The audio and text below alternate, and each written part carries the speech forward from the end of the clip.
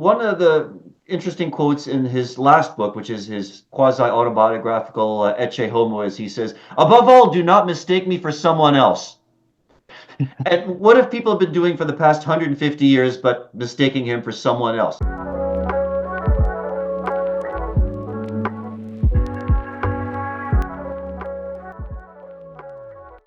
Okay, welcome to the Reason and Reverence channel. I'm your host, Connor O'Leary, and today I have a guest with me, Nicolas Krusek. I almost said Krusek there, it's Krusek. And Nicolas and I are going to talk about a topic I've talked about a few times on the channel already, Nietzsche, Nietzsche's work. And specifically, we're going to talk about, who Nietzsche was, his philosophical project, and what his work means for those of us living in the post-Christian West. So, Nicholas, welcome to the channel. Thank you. And thanks for having me, Connor. My pleasure. My pleasure. So, before we get into Nietzsche, before we get into the main topic, if you could just introduce yourself to the viewers and talk a little bit about your background and how it led you to the study of Nietzsche. Sure. So my background is in the history of literature and music and European intellectual history more generally. I've been interested in philosophy on and off for many, many years, but in recent years, I've been doing a lot more studies into German literature and German philosophy, primarily connected with the work that I've been doing on the composer Richard Wagner. And this began some years ago. I was doing a series of lectures on the Ring cycle, Wagner's The Ring of the Nibelung. And around that time, I was looking into some of the philosophical influences on him from people like Ludwig Feuerbach and Arthur Schopenhauer. And in more recent years, I've been collaborating as a music consultant on a couple of books on Wagner's place in intellectual history. These books are going to be published later on this year. And so I've been doing a lot of research. And of course, Wagner was a significant influence on Nietzsche. So this naturally led me to do a lot of more reading about Nietzsche and a lot of readings of Nietzsche's works. I've done some courses on him in the past couple of years. This coming summer, I'm going to be doing some lectures for the Wagner Society of Northern California on the subject of Nietzsche and his relationship to Wagner. And of course, I'm also interested in Goethe and other German writers. So it's all just part of this general constellation of interests of German intellectual history and culture. Right, right. You recently gave a whole lecture on Goethe, right? I did. I did a lecture on Goethe's Faust last year, and then the year before that, I did a lecture on Wagner, focusing on the Ring of the Nibelung. So all things German are very, very central to my interests. Very cool. Very cool. Okay. Well, so let's get into the meat of the conversation. Let's get right into Nietzsche. Um, but before we dive into the specifics, I think it would be helpful um, to to ask a contextual question because I think when it comes to Nietzsche, um, uh, there are many different opinions that you'll find on Nietzsche when you just talk to people. I think he's often difficult to interpret, and I think he's often misunderstood, or at least, certain people will claim that, other people in various camps misunderstand Nietzsche and misunderstand his work. Um, and so just to place Nietzsche in a broader context that'll help people as we go into the details of the conversation.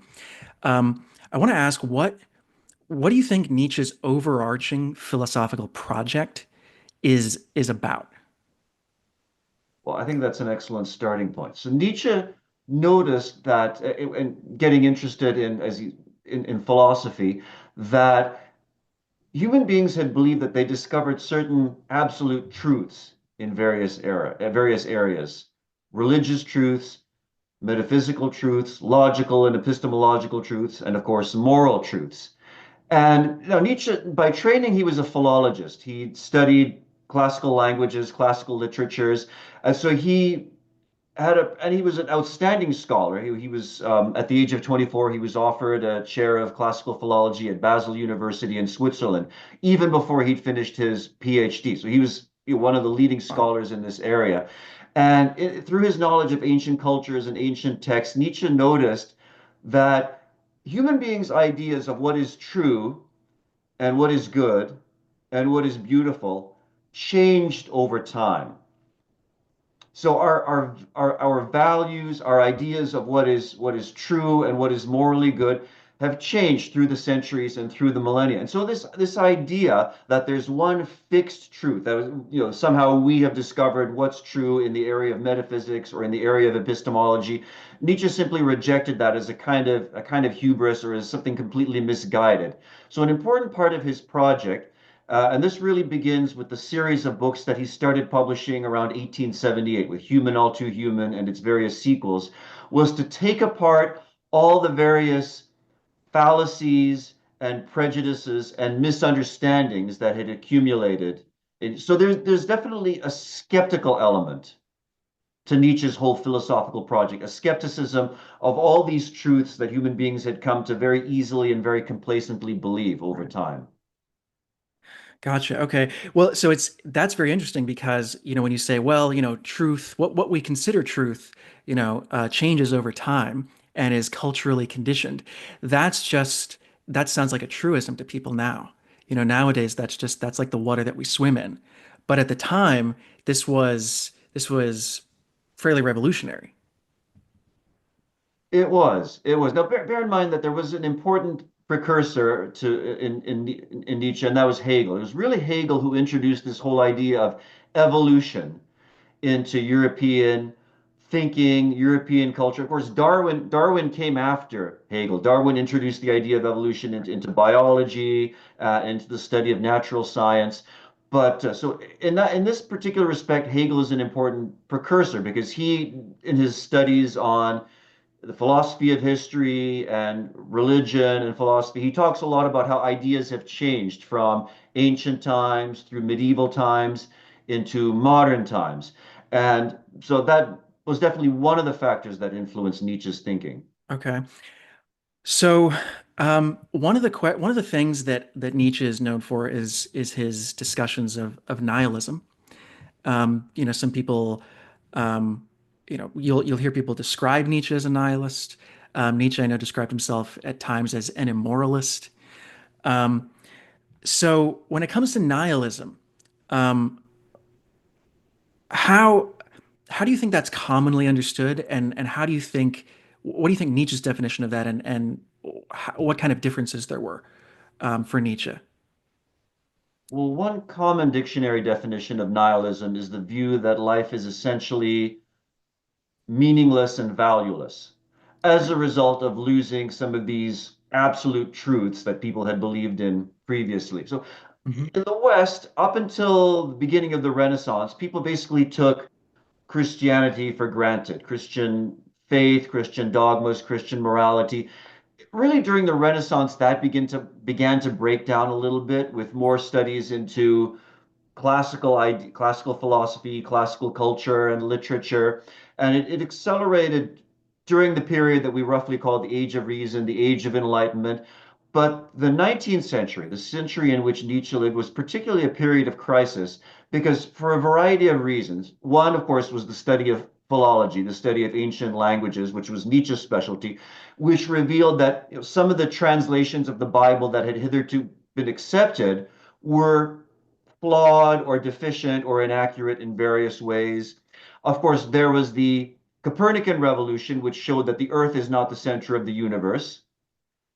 There was the Darwinian revolution, which showed that man does not have a privileged position in nature, that man is just an animal or had evolved out of other animal species. So, all these things that human beings had taken for granted, which up until then had given life a sense of meaning or a sense of value, religious truths, metaphysical truths, and the moral truths based upon them, were shown to have a false foundation. And I think the way Nietzsche viewed himself is he viewed himself as a nihilist, but also an anti-nihilist in different respects. On the one hand, Okay. he's attacking some of these eternal verities, some of these views of things that are immutably true and immutably certain. But at the same time, he's thinking if we want to create something new, if we want to create new values, if we want to create new virtues, first we have to tear down the old. First, we have to tear down the mistakes, the errors, the prejudices of the past, and then other men can build on the ruins, so to speak. So there's two aspects to Nietzsche's project. One is Okay. tearing down the errors of the past, and then the other, which he never really completed, but he showed some directions, is how to build upon the ruins of the past. So we have to be nihilists before we can be anti-nihilists. That's a very good way of putting it. Yes. Gotcha. Okay. You know, one of the things that I think is interesting to me, and I think will be interesting for a lot of people, is um, you describe, you were talking about how the knowledge of ancient texts threw some doubt on the veracity or the origin of certain biblical texts. And one of the things that interested me about Nietzsche was when he criticized, and I think it was the Antichrist. He talks about who is the German writer who wrote a book on the life of Christ? Um, David Friedrich Strauss. Strauss, Yeah. um, and how the whole concept um, of talking about like the historical veracity of the biblical texts, or whether or not they're internally consistent or consistent with historical events as we know them. That was a new field. That was a new way of approaching the Bible in the 19th century. Yeah, yeah, absolutely. And yeah, so yeah, David Friedrich Strauss talks about this in his book, The Life of Jesus. And but there's another aspect to this. So Nietzsche's specialty was Greek and Roman civilization, history, literature. And I think the perspective from which Nietzsche was approaching this question was here you have these two great civilizations which had flourished, which had created monumental intellectual and cultural treasures long before there was such a thing as Christianity, Right. with no knowledge of Christianity whatsoever. How do we understand this? And how can we say that Christianity is necessary to culture, to civilization, where you have when you had this incredible flourishing in Greece and Rome, hundreds of years earlier? And Nietzsche must have looked upon this and wondered, there's something very strange going on here. Now, it might be useful for our viewers to know that Nietzsche grew up in a devout Lutheran household. His father had been a pastor, a Lutheran pastor, and both his grandfathers had been Lutheran pastors. Now, Nietzsche's father died when Friedrich was 4.5 years old. It's interesting to note that Nietzsche had very fond and affectionate memories of his father in his later life. So we can touch on that later on. So Nietzsche grew up in this household where his mother, he had a grandmother, two maiden aunts, and also his younger sister were all very devout and very religious. Nietzsche himself, for much of his early life, absorbed this and accepted this. And and we can talk about this more later, but there was a period in his teens, in his mid to late teens, where he began to have, especially as he began delving more into philology and classical culture, that he began to have second thoughts about his Lutheran upbringing and the various beliefs associated with it. Do you want to get into that now, or is that something you wanted to? Yeah, no, I think that's really important context, and I think setting that context is great to do in the beginning. So let's do that. Absolutely. So we we have some surviving early autobiographical writing from when Nietzsche was in his early teens, say when he was about 12 years old, 13 years old, at which point he still takes for granted the faith in God as the Heavenly Father, the benevolent Heavenly Father. And then there's a period where he doesn't talk very much, or he doesn't write very much about his religious views. I think for Nietzsche, the crucial turning point when he's approaching the age of 20. And so in his mid-teens, he attended the prestigious Schulpforte, which is a very prestigious boarding school. A lot of other important German intellectuals were alumni.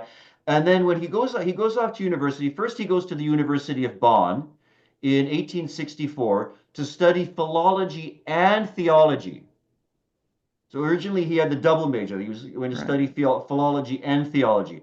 Then a year later, in 1865, he enters the University of Leipzig, and now he's just studying philology. He's abandoned theology altogether. And it's interesting that it was around that time that Nietzsche first read, quite by chance, apparently, Arthur Schopenhauer's magnum opus, The World is Will and Representation. And it would Right. seem that around this time, Nietzsche went through a kind of a personal, intellectual, and spiritual crisis. abandoned his Christian beliefs, and transferred that enthusiasm to the writings and the works of Arthur Schopenhauer. So we know that that he probably first read Schopenhauer in 1865. That was when he transferred from Bonn to Leipzig. It was around that time that he announced to his mother and sister that he would not be coming home for Easter, so which, for someone growing up in a very traditional, very devout Lutheran family, was quite shocking. It shocked his mother and sister, and it probably signaled to them that there was something going on with Friedrich that they didn't really quite understand. So that seems to be the crucial point where he abandons religion, abandons theology, and now is moving towards philology, but also the philosophy of Schopenhauer is filling in this gap that had been left by his now lack of Lutheran faith. Interesting. Right. So would you say he initially adopted much of Schopenhauer's philosophy? Yeah, so if there's a very interesting book, one of Nietzsche's first published books is his Four Untimely Meditation. It's basically a collection of four very long essays, and Okay. the third of these, which was published in 1874, is called Schopenhauer as Educator. And the interesting thing about this essay is it's not really about Schopenhauer; it's really more about Nietzsche himself. But one of the points that Nietzsche makes is that after he read the first page of Schopenhauer's The World is Will and Representation, he said, I knew that I was going to read everything Schopenhauer had ever written, which he did. And there's no question that Schopenhauer had a profound effect on Nietzsche's worldview. And I think even in his later years, as he starts moving away from Schopenhauer, moving away from the influence of Richard Wagner, there's certain aspects of Schopenhauer's philosophy that always remain with him, that he maybe transfigured them or interpreted them in different ways from Schopenhauer himself, but they still remain part of his basic framework and his basic worldview. Okay, so how do you think encountering Schopenhauer changed Nietzsche philosophically? How do you think it moved him from his Lutheran faith to something different? Well, I think he must have, at least in these early years, seen Schopenhauer as a kind of a culmination of this development of Western philosophy from, say, Plato to Hegel. But there's a couple of things that were interesting about Schopenhauer. For one thing, Schopenhauer was basically an atheist philosopher, unlike Kant and Hegel, who were still basically working within a Christian Lutheran framework. But even though Schopenhauer was an atheist, he wasn't exactly hostile to religion. In fact, Schopenhauer recognized the importance of Christian symbolism, Christian ideas to Western civilization, whether as it's manifested in art or in other areas, or even aspects of Christian morality. Indeed, Schopenhauer was strongly influenced by Indian philosophical thinking, aspects of Okay. Hindu and Buddhist philosophy find their way into Schopenhauer's ethics, even Schopenhauer's metaphysics. So in a way, the sort of the fact that Schopenhauer wasn't a narrow parochial philosopher, that he was interested in non-Western traditions as well, I think that must have interested Nietzsche. And also the fact that Schopenhauer was not an academic philosopher. He was not a university teacher. He wasn't kowtowing to German culture, German the whole academic world. Schopenhauer is, of course, a very lonely philosopher. Unfortunately, he had money from his father's business, which kept him going even as his teaching career didn't quite work out. So, one of the points that Nietzsche makes in that early essay, Schopenhauer's Educator, and I think even when he turned away from Schopenhauer's ideas as such, he still saw Schopenhauer as a truthful philosopher, as a man who pursued the truth, Interesting. even though he might have made some errors, even though he may have been mistaken.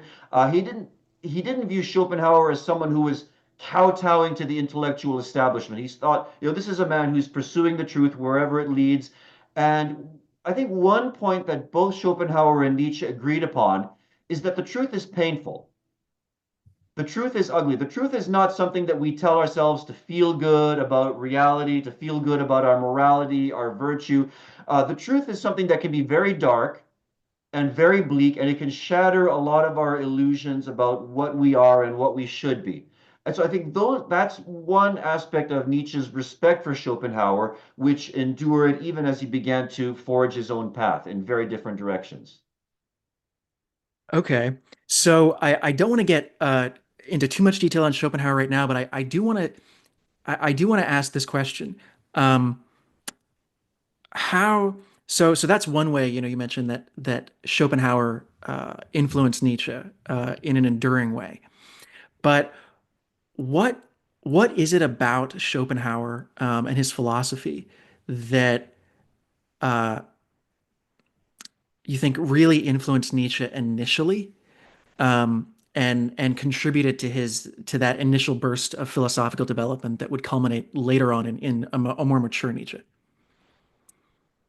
Well, one way of approaching that question is to look at some of Nietzsche's earlier writings. For example, his first published book was The Birth of Tragedy. Right. Original title was The Birth of Tragedy Out of the Spirit of Music. Then the subsequent revised edition he called Hellenism and Pessimism. But that's a book where I think of all his writings, that's the book where he's still most obviously under the influence of Schopenhauer's ideas and also the ideas of Wagner. There's, of course, a lot of meeting points between the two because uh, I know we'll talk about this later on, but when Nietzsche first began his friendship with Wagner, a lot of it was over their shared interest in Schopenhauer's ideas, including aspects of Schopenhauer's metaphysics and how that ties into his view of art. So Schopenhauer had this very elaborate metaphysical idea that all of reality is really this will. It's this force Right. that underlies everything. That what we see of individual people, individual trees and rocks and animals and whatever. That's just the appearance.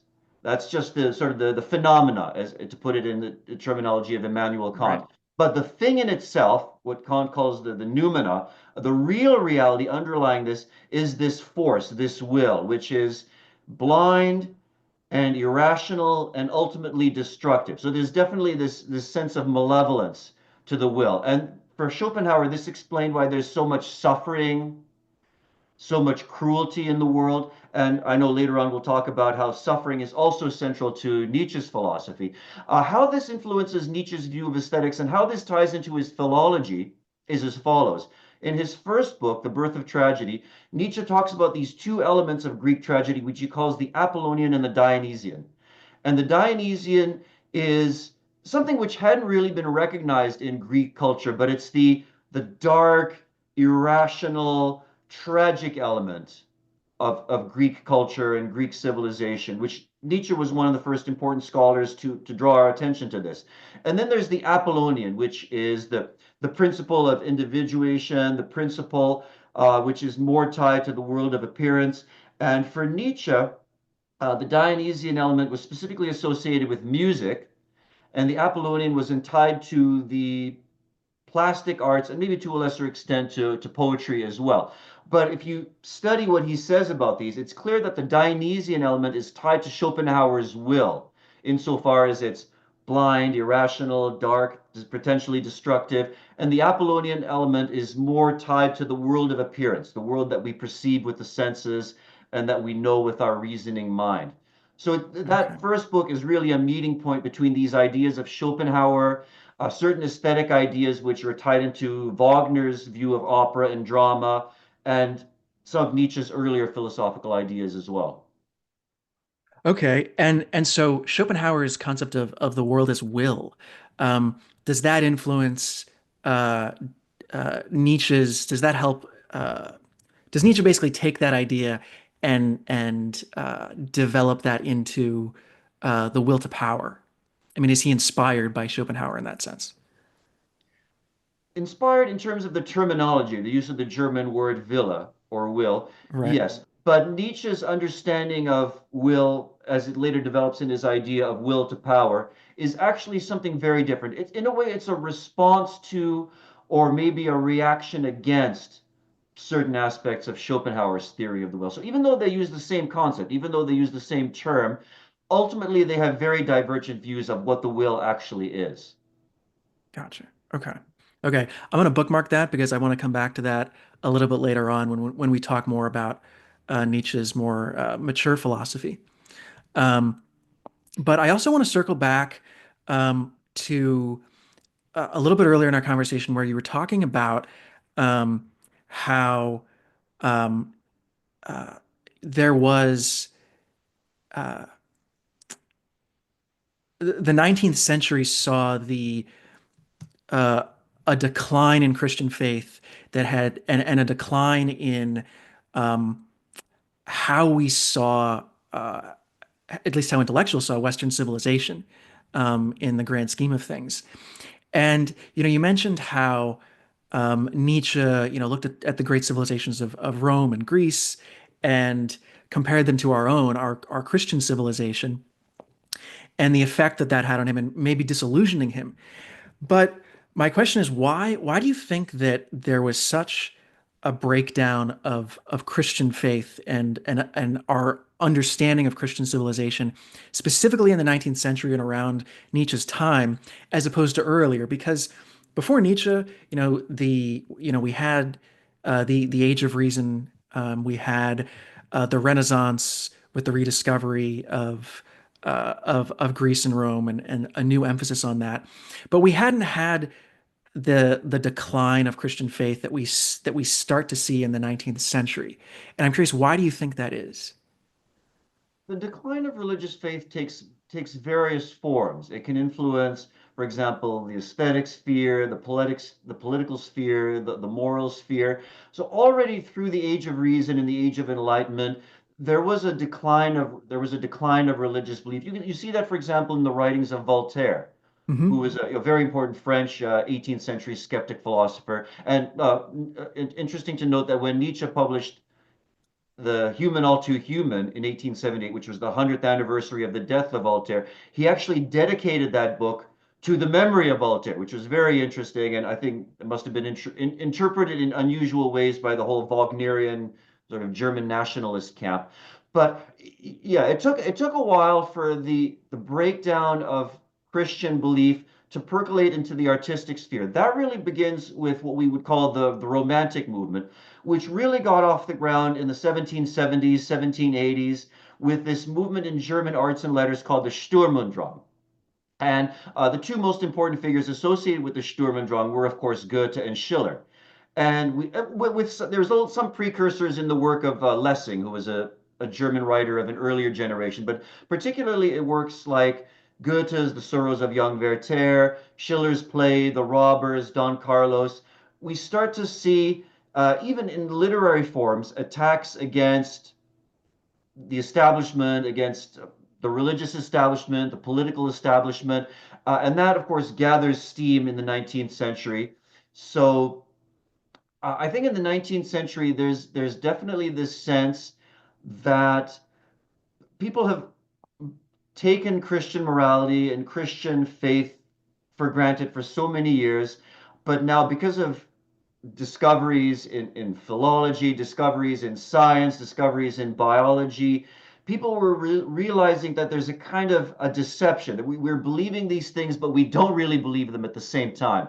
And one important thinker that I'll mention at this point, where these ideas come through, is Ludwig Feuerbach, he was originally a pupil of Hegel, but then developed his own sort of anthropological critique of Christianity, where he showed that all the various religious ideas and concepts ultimately have an earthly origin. So, for example, God is really an abstraction of various adjectives, various features of man as a species. Like omniscience, omnipotence. It's not an Right. attribute of an individual, but an attribute of man as a whole. Likewise, our views about the afterlife, our views of heavenly life, are just taking everything in earthly life and stripping away the negative, stripping away all things that are painful and that involve suffering, and just focusing on the things that are pleasant, and magnifying that into some sort of eternal life. And so increasingly religious views came to be seen as a kind of self-deception. So what do you do? One possibility is simply to take a leap of faith and continue deceiving yourself, so to speak, which you could argue that that was the path that Kierkegaard ultimately followed, another important philosopher we can talk about another time.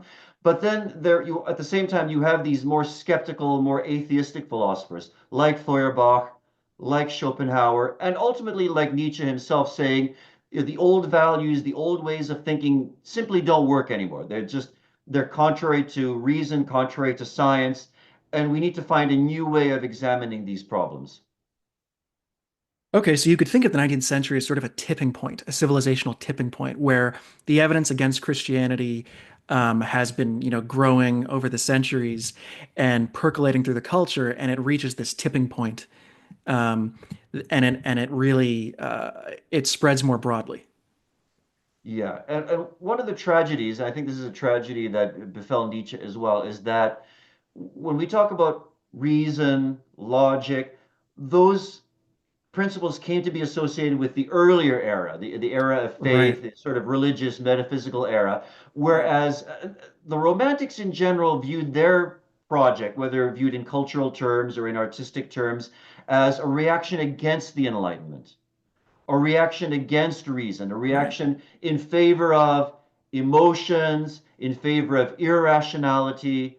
And unfortunately, there's a strong element of that in Nietzsche as well. And that explains why, particularly in those transitional books that he wrote in the late 1870s and early 1880s, there's really an extreme skepticism, an extreme criticism of even the laws right, of logic themselves, even the old Aristotelian law of identity, law of non-contradiction. There's a view right. that those are just human constructs. Those are just mankind's way of understanding an otherwise incomprehensible universe. Right. Well, I think you get the sense, at least I've gotten the sense that um, uh, the many of the intellectuals of that era associated metaphysics with religious belief, as if there was a necessary connection between metaphysics and religion. Yes, that's true, because both religion and metaphysics posit some sort of other world. And this is a principle that comes in for a lot of criticism throughout Nietzsche's writings, particularly in Zarathustra, but also some of the writings before and after. And this really goes back to Plato. So Plato had posited that the world that we Right. perceived is really just it's it's merely the world of our sense perceptions, but our reason has a connection to this higher world of Right. ideas, whatever you want to call them. And then this it influenced Christian thinking. Christian thinking was heavily influenced by Neoplatonist ideas and currents. And we see this throughout the early modern era in philosophy, most especially, of course, in the philosophy of Immanuel Kant and his followers. So for example, Kant had posited that there's this thing in itself. There's this noumenal world which we can't know anything about. We get some hints through the categorical imperative and so on, and we have some ideas of freedom, immortality, and God, but ultimately we really can't know the thing in itself. And then you have, for example, Hegel's absolute spirit. You have Schopenhauer's will, this blind, irrational will that permeates everything. But the point is, all these different metaphysical theories suggest that the world that we perceive, that we know through our senses, is not the real world. There's some other world behind this reality. And that's something that historically all religious ideas and all metaphysical systems have in common. And that's part of what Nietzsche is attacking. So when Nietzsche is attacking religion, he's also attacking all of the metaphysical systems that had existed hitherto. Right. Right. So does Nietzsche reject metaphysics altogether? Well, yes and no, because he certainly seems to, but then when you look at the development of his ideas about the will to power. So originally the will to power started off as basically a psychological or physiological explanation of human behavior. And not just human behavior, but also the behavior of animals, the behavior of plants. But if you look at some of Nietzsche's later writings, say after Thus Spoke Zarathustra, there's some hints that he's starting to think of the will to power as possibly a metaphysical explanation as well, as an explanation even of inanimate matter. And so there he's starting to move in a metaphysical direction. Yeah. Okay. Okay. So it's not clear. It's not clear because one thing that's important to understand about Nietzsche's philosophy is that there's no single book which gives his philosophy as a whole. His ideas developed over the course of his active life, which was almost 2 decades, from the publication of The Birth of Tragedy in 1872 until Nietzsche's physical and mental collapse in January of 1889. So over the course, he went through different phases during this period where his early phase, the birth of tragedy, the untimely meditation, still very much under the influence of Schopenhauer and Wagner, then essentially finding his own footings in the aphoristic books, from Human All Too Human to The Gay Science, with, of course, this explosion of original ideas in Thus Spoke Zarathustra, written between 1883 and 1885. And then in the later books, branching out into other directions. But the point is, Nietzsche's ideas on all important questions, metaphysical, his views of morality, changed during this period. So there's no one book that you can read by Nietzsche to really understand him as a whole. If you really Right. want to understand Nietzsche, ideally you need to read all of his major books, or at least read passages from his major books to see how his ideas evolved and how they changed over time. I think that's a really important point to make because I think a lot of people, few people have read all of Nietzsche, but a lot of people have read bits and pieces of Nietzsche, or they've seen a quote here, a quote there, taken out of context, and they don't have that full context. And I think that results in a lot of misconceptions um, about Nietzsche, especially about his morality. Yeah, and particularly there were a lot of misconceptions and even actual misrepresentations, particularly during the early part of the 20th century. Part of these, I think, can be attributed to Nietzsche's sister Elizabeth, who, after her brother collapsed, she took over, not only caring for him physically, but caring for his work, his legacy, and she was an extreme anti-Semite, German nationalist, Christian, and she, in many ways, twisted his ideas to conform more closely to ideas which eventually would lead to the Third Reich and the development of the Nazi ideology. Needless to say, the Nazis tried to show Nietzsche as one of their own. They took certain quotes out of context where he seems to say positive things about Germany and negative things about Judaism. We need to be. I need to. I can't stress this too highly. If you read Nietzsche's writings as a whole, he says a lot of nasty things about Germany and German culture and German people, to the point where it's actually shocking. Mhm. It's actually shocking how negative he is about Germans and German culture in his writings. Actually, there are a lot of very positive things about Judaism and Jewish people in his writings. At one point, I think it's in Beyond Good and Evil, he says that the Jews are the toughest, most resilient race in Europe, which, obviously the Nazis took care to brush that under the carpet, so Right. to speak. But yeah, in order to present Nietzsche as a kind of proto-Nazi, you really have to falsify and really lie about a lot of aspects of his ideas about race and culture and values and so on.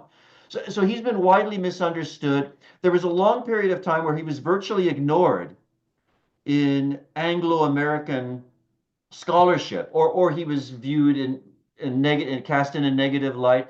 It wasn't really until after the Second World War, thanks largely to scholars like Walter Kaufmann, who was an American scholar of German birth. Also, R.J. Hollingdale, who was a British Nietzsche. They were the two leading post-war Nietzsche scholars who did a lot to rehabilitate his relationship, put scholarship of Nietzsche's work on a more solid footing, focusing on the works that he published and trying to really understand them and interpret them, hopefully as correctly and as accurately as possible. So I think we owe quite a bit to Kaufman and Hollingdale for the fact that Nietzsche studies now are on a much better track than they were, say, 70 or 80 or more years ago. Right, right. Well, I mean, growing up, I didn't read Nietzsche growing up, but when I read of Nietzsche or when I heard people talk about Nietzsche, it was not always, but it was often in the context of Nazism.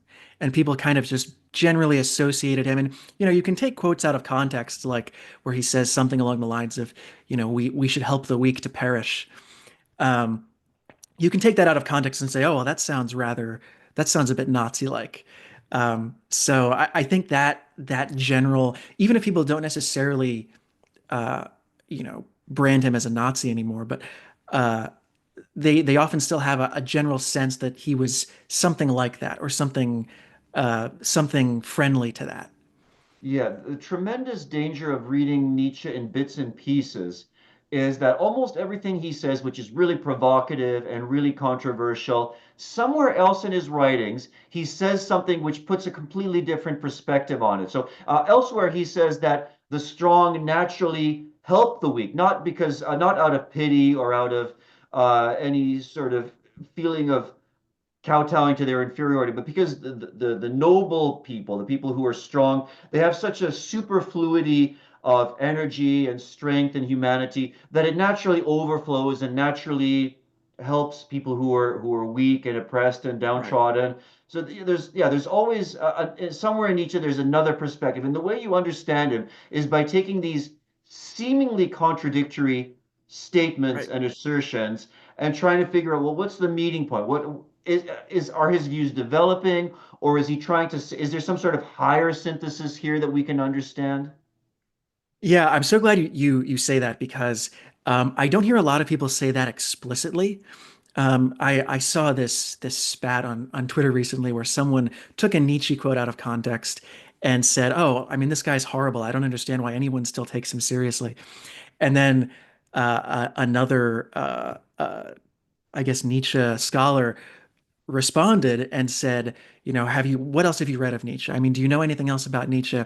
And was attacking this person, but they don't necessarily make that point explicitly that you have to read the full, you have to understand the full context. You have to understand, you can't just take one provocative statement. You have to read everything that he said and then kind of synthesize it. Absolutely. Well, that's true of approaching any, you can take any philosopher and take some quotes out of Right. context and misinterpret it. I mean, can you really criticize Christianity if you don't know the Bible very well? Which Nietzsche did, by the way. Nietzsche Right, knew the right. Bible very, very well. But yeah, any philosopher can be misrepresented, whether it's Augustine or Aquinas or Descartes or John Locke or Hume. Any philosopher, you can take little quotes out of context and misrepresent him. But no, to really evaluate any philosopher, you have to know a fairly broad section of his work, know something about his development, his context, what earlier thinkers he's responding to or reacting against. I think that's very true of Nietzsche. But I think Nietzsche is, of all the great philosophers, and I certainly do regard him as one of the great philosophers of all time, he seems to be the most vulnerable to misinterpretations and misrepresentations. No, and Yeah. not just by Christians, but even by people who claim to like Nietzsche, whether it was the Nazis or other unsavory groups. People will try to claim Nietzsche for their own by taking little bits and pieces that agree with their pre-established views or whatever program they're trying to promote. But no, to understand Nietzsche, you really do need a representative overall view of the terrain, and you have to come to grips with the fact that he sometimes seems to contradict himself. He sometimes seems to say one thing, but then later on he'll say something which puts a completely different spin on that. Yeah. Yeah. So why exactly do you think he's so vulnerable to misinterpretation? I mean, is it because he's not, an explicitly systematic philosopher? Is it because he's provocative? So one of the interesting quotes in his last book, which is his quasi-autobiographical Ecce Homo, is he says, "Above all, do not mistake me for someone else." And what have people been doing for the past 150 years but mistaking him for someone else? I think an important part of that is that he was not a systematic philosopher. In fact, he was very anti-system building. And the fact that he's tearing down a lot of the errors and problems of the past, but the fact that he doesn't quite know exactly what he's putting in its place. So he's, on the one hand, he's tearing down the whole edifice of Western philosophy of the past 2,500 years. But what exactly is he putting in its place? Well, we have tantalizing little hints like, there's the will to power, the eternal recurrence, the Ubermensch. But what do these things mean? Well, it's difficult to pin it down because his views are constantly developing. And it's easy to criticize Nietzsche for the fact that he doesn't lay out it, here are my definitions, here are my axioms, here are my basic principles. No, his philosophical project was a work in progress. And if he hadn't collapsed mentally and physically as he did in January of 1889, who knows what directions he might have gone in terms of his metaphysics, his epistemology, his ethics, and so on. So what we have is a sort of partially completed project, which, as it stands, is a work in progress where you have ideas that are developing. You have this Nietzsche's writings are often a kind of dialogue. There's often two voices where he seems to be presenting one point of view, and then he presents a contrasting or opposing point of view, sometimes even in the same passage. That can be very disconcerting when you approach Nietzsche for the first time. It's interesting from a certain point of view, Nietzsche is easier to read than a lot of other German philosophers. Compare Nietzsche, for example, with Kant and Hegel, who have this enormous apparatus of technical terminology, technical philosophical terms in German, with these long, convoluted sentences that go on for a page or more. Nietzsche is not like that. Nietzsche, for the most part, he uses simple, everyday language, relatively short sentences, compared to his precursors, and yet he is a challenging a philosopher to read. He's challenging because very often he writes in a heavily condensed, heavily compressed, aphoristic style. One thing he says is sometimes I try to say in a sentence what another person will say in a book. And that's very true. He has a very condensed, very compressed way of expressing himself. Also, he writes in a deliberately provocative and polemical way. So you might even say he writes hyperbolically. That's especially true of his later books, like The Twilight of the Idols and The Antichrist, where he almost seems to be like this lone voice crying in the wilderness. Because Nietzsche was aware that he was the only person saying the things that he was saying. Very few people actually read Nietzsche in his lifetimes. He had a very, very small, it was really after his illness and after his death that he became widely read. So on the one hand, he's trying to appeal to readers who will understand him. He's trying to make his views clear. Sometimes he goes a little bit overboard and he comes across as a little bit shrill or a little bit um, too forceful in his prose style, though his prose style is very, very beautiful. So there's all these problems which seem to make reading him and understanding him and getting a balanced view of his ideas particularly challenging. Gotcha, gotcha. I'm really glad we touched on that because I think that's just such a huge problem. And when you talk to five different people about Nietzsche, you'll often get five different, completely different views, Or six different views, or, of course. or six different views. So okay, so I think we've set some great context for Nietzsche and his philosophical project, and I want to dive in um, specifically to Nietzsche on nihilism, which we touched on a little earlier. But what, how does Nietzsche conceptualize nihilism? I know we talked about how, he sees himself as a nihilist and an anti-nihilist, um, but let's dive into that a little bit. Okay. Well, so this here, I think what we alluded to earlier about Nietzsche's skepticism of all the different religious and philosophical systems up into his time. I think that plays Right. an important role. So yeah, Nietzsche, looking back at human intellectual history, he sees all these various religious myths and stories that we've been telling ourselves to feel better about ourselves, to feel better about our place in the universe, our place within nature. And likewise for our various metaphysical systems, and same for the laws of logic, the various rules of epistemology. He sees them as a way for human beings to understand reality or to make sense of a world which is basically irrational, constantly in a state of flux. In a way, I think Nietzsche's basic view of reality owes a lot to some of the pre-Platonic philosophers. Think of Heraclitus. So Heraclitus was the one who Right. famously said, "You can't step into the same river twice." Heraclitus's point is that there's no being. There's just a constant state of becoming. Nothing is fixed. Nothing is firm. Everything is constantly, in a sense, in a state of change, a state of motion, and what we perceive as permanence or fixed stability, fixed identities, that's just an illusion. That's just our way of understanding or our way of perceiving reality because the truth is really too painful or too difficult for us to comprehend. So I think Nietzsche's basic view of metaphysics is that reality is something irrational, constantly in a state of development, constantly in a state of becoming, and the various ideas that we have about, like we said, logic, that there's the law of identity, the law of non-contradiction, that a thing can't be and non-be at the same time in the same respect. Those are also just stories that we tell ourselves as a way of making sense of this otherwise bewildering and incomprehensible reality. And so a point that Nietzsche makes again and again is that the philosopher who pursues truth And he certainly saw himself. The philosopher that pursues truth has to recognize that truth is not going to be pretty. It's not going to be nice. Truth is going to be ugly. It's going to be dangerous. It's going to be resisted and opposed because the things that are true are not necessarily in our best interest. They may actually work against our interests. So he sees there's an essential conflict between the needs of humankind to live in the world and the needs of pursuing the truth at all costs. Interesting. Okay. And so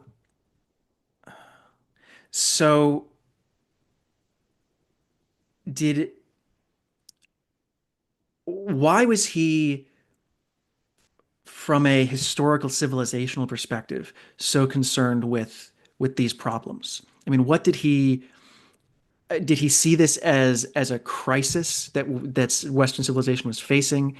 And if so, um, what did he see in the future as a result of that?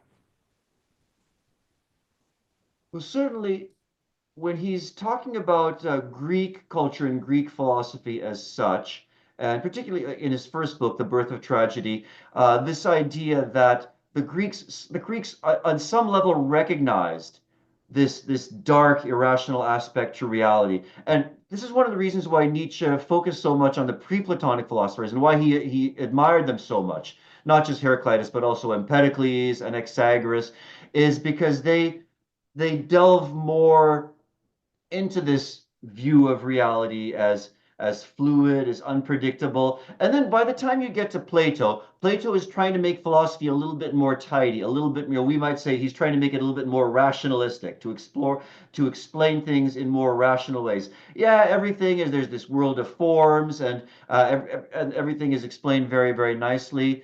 But so he's increasingly turning away from that view that you can somehow make philosophy neat and tidy. Okay, and so does he see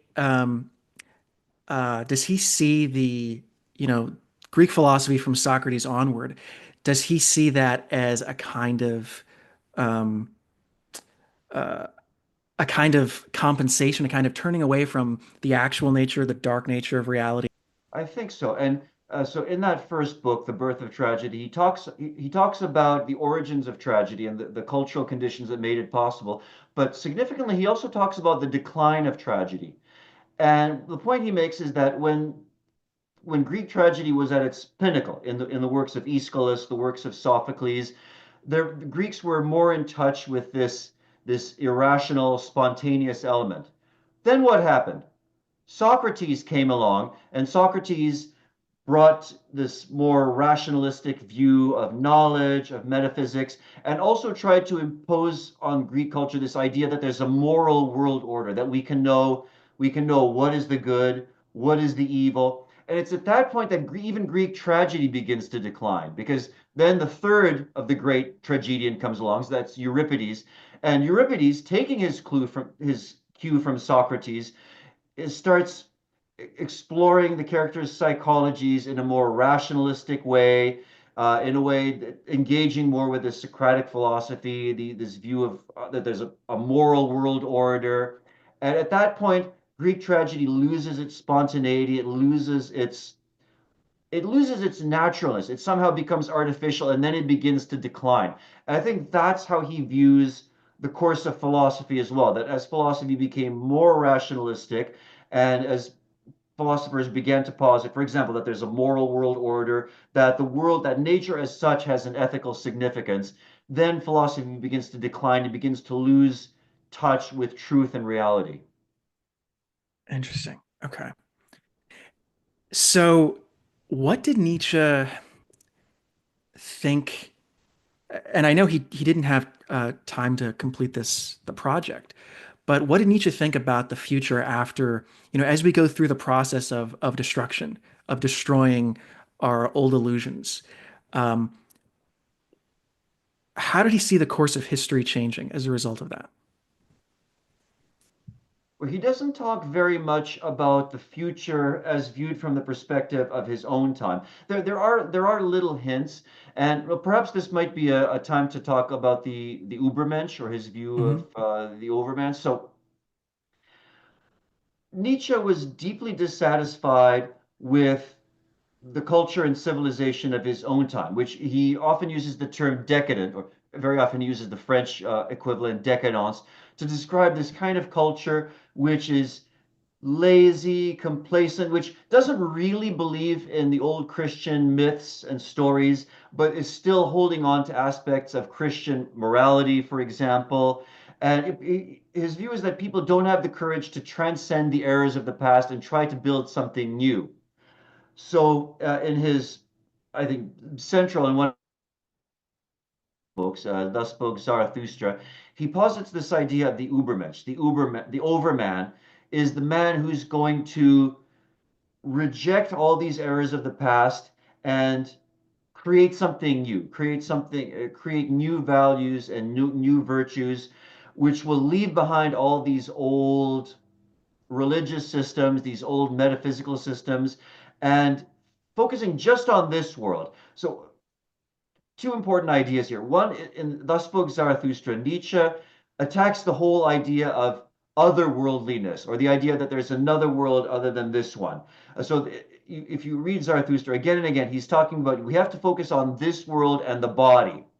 And the afterworlds, man, the religious philosophers and the metaphysical philosophers, they despised this earth. They despised this body. They wanted to create some other heavenly realm and an afterlife, an eternal afterlife. The overman, the man of the future, is going to focus on this earth. He's going to know that this reality is the only reality that exists. This body is the only body that we're going to have, and so we have that has to be the foundation for any values and any virtues that we're going to create in the future. Okay. So I think people talk a lot about the Overman. How does the Overman contrast with Nietzsche's idea of the last man? So both of those concepts come up in the opening chapters of the book, Zarathustra's prologue. So just a little bit of necessary background. Thus Spoke Zarathustra is not a treatise or a collection of essays. It's an artistic work. It's basically told in narrative form. So the central character, Zarathustra, was the 7th century BC, approximately, Persian prophet known to the Greeks as Zoroaster. Elsewhere, in another one of his books, Nietzsche describes Zarathustra as the most truthful of all philosophers, which is presumably why he chooses him to be his mouthpiece, the instrument of communicating his philosophy and his ideas in this particular book. So, in the prologue to Zarathustra, Zarathustra comes down from he's spent 10 years meditating on his cave, on his mountaintop. He decides he's going to come down, share his wisdom with mankind. And in the prologue, he comes to the marketplace. That doesn't go very well. But he comes to the marketplace to share his ideas with the people who are assembled there. And it's here that he introduces these two ideas of the overman and the last man. So the overman is, if you will, Nietzsche's ideal man of the future. And he says that the man of the present is really a rope between the beast and the overman. Now, it's easy to interpret this in a Darwinian way. In some of his later works, Nietzsche actually pokes fun at this. He says that people who interpret the overman in Darwinian evolutionary or biological terms are scholarly oxen. That's not what Nietzsche had in mind. Really, Nietzsche is thinking of the overman more in moral terms, moral or cultural terms, that he's going to be the man who's going to create new cultural and moral values. But then so that's the overman. But then the last man is, if you will, a kind of a regression. It's the man of the present, in a sense, returning to the beasts or returning to the animals. So the last man is really the worst possible outcome. It's really the decline of man, the decline of present day man, as opposed to the ascent to the overman. Interesting. Okay, and what are the characteristics of the last man? Like the present day man, but presumably even worse, even Yeah. more lazy, even more complacent, even more wrapped up in these pleasant stories and fairy tales, these pleasant religious and metaphysical fairy tales from the past. Okay, but presumably in a more secular way, given the decline of Christianity. Possibly. Nietzsche's not all too clear on that, on the last man. He doesn't describe the last man in very detailed terms. Okay. Okay. So So I know. So what kind of values does Nietzsche hint at would be pursued or prized by the overman? Besides this, obviously this worldliness, but how does he? Can you flesh that out in a little more detail? The best way to understand Nietzsche's view of the Overman is to look at there's a passage in The Twilight of the Idols. There's a long chapter called Skirmishes of an Untimely Man. Towards the end of that long chapter, which is towards the end of the book, he has this very long section where he talks about Goethe. And I think it's clear that Goethe was, for Nietzsche, an example of a type of overman who had existed in recent history. Now, here there's a potential for confusion because in the book Thus Spoke Zarathustra, Zarathustra seems to be talking about the overman as something in the future, probably something in the distant future. Also, just to clear up another possible source of confusion, Zarathustra himself is not an overman. Okay. Zarathustra is the John the Baptist who is heralding the future arrival of the Overman. So I he's the think it's bridge. important, though, that Zarathustra is a historical figure from the distant past, the first millennium BCE, whatever, talking about the future. But if you look elsewhere in Nietzsche's writings, there are certain historical figures which represent different aspects of the Ubermensch. So one such historical figure whom we mentioned is Goethe. And specifically what he says about Goethe is, for example, he says that Goethe disciplined himself to wholeness. He created himself. One of the points that Nietzsche makes in this passage in Twilight of the Idols is that Goethe's greatest masterpiece is not Faust, not the sorrows of young Werther. Goethe's greatest masterpiece was Goethe himself. He made himself into this whole man, this ideal sort of man with all these different interests, different skills, different abilities, different areas of knowledge. He was cosmopolitan. He wasn't sort of a narrow parochial German nationalist. Nietzsche talks or Christian. Nietzsche talks about Goethe as a good European, as a cheerful pagan, as this sort of well-rounded sort of individual. So Goethe is a good example of what Nietzsche would call the sublimated will to power, which is to say the man who takes this will to power, this drive to assert oneself, but sublimates it in an intellectual or cultural sort of direction. Now, an example of unsublimated will to power, of a historical figure who represents brute physical strength, Cesare Borgia. And that's another good example of it. That's a different aspect. To our sensibilities, a somewhat less palatable aspect of the Ubermensch. But yeah, Cesare Borgia represents political strength, sheer brute physical strength. That's a different aspect of the over. That's unsublimated. That's the untamed beast, if you will. Whereas Goethe is sort of the well-tamed, well-bred European cosmopolitan. And does he make a moral judgment on sublimated versus unsublimated will to power? No, Nietzsche himself does not, although he certainly anticipates that other people will make moral judgments about people like Caesar and Napoleon and Cesare Borgia. In general, Nietzsche seems to write about those kinds of figures, military commanders, generals, tyrants. He seems to write about them in a more favorable sort of way.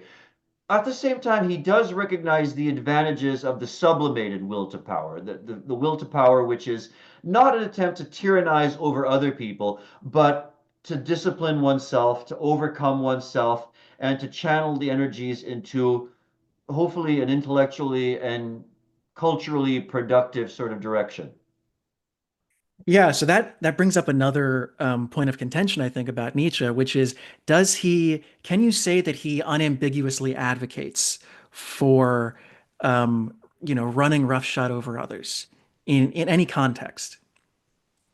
At times he seems to. At times he definitely seems to. Uh, this is throughout his writings. What he doesn't want to see is the strong sacrifice to the weak. That he sees as an abomination and as being completely contrary to nature. At times he does seem to suggest that it's okay for the strong to, as you put it, the strong to ride roughshod over the weak. And sometimes he'll say, well, what do the thousands matter as long as they can produce six or seven higher types of man?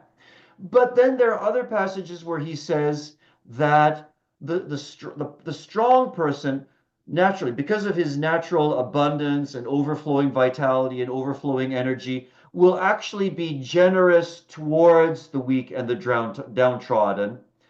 Just again, just out of his own benevolence and his own feeling of joy in life. So there are times where Nietzsche seems to be suggesting that all of nature is fundamentally based on conflict and competition, whether we're talking about nature other than human beings, but also talking about human beings as well. Mhm. This is a view that's sometimes called the agonistic view. This comes up particularly in views of Greek culture. So the Greeks competed in every area, right? You had the The Olympic Argon, Games, which yeah. was athletic. Even Greek tragedy was a competition, right? These tragedians would write their plays and they would be competing against each other. Greek politics was a form of competition. Everything, Greek music, everything in Greek culture was competitive from athletics onwards.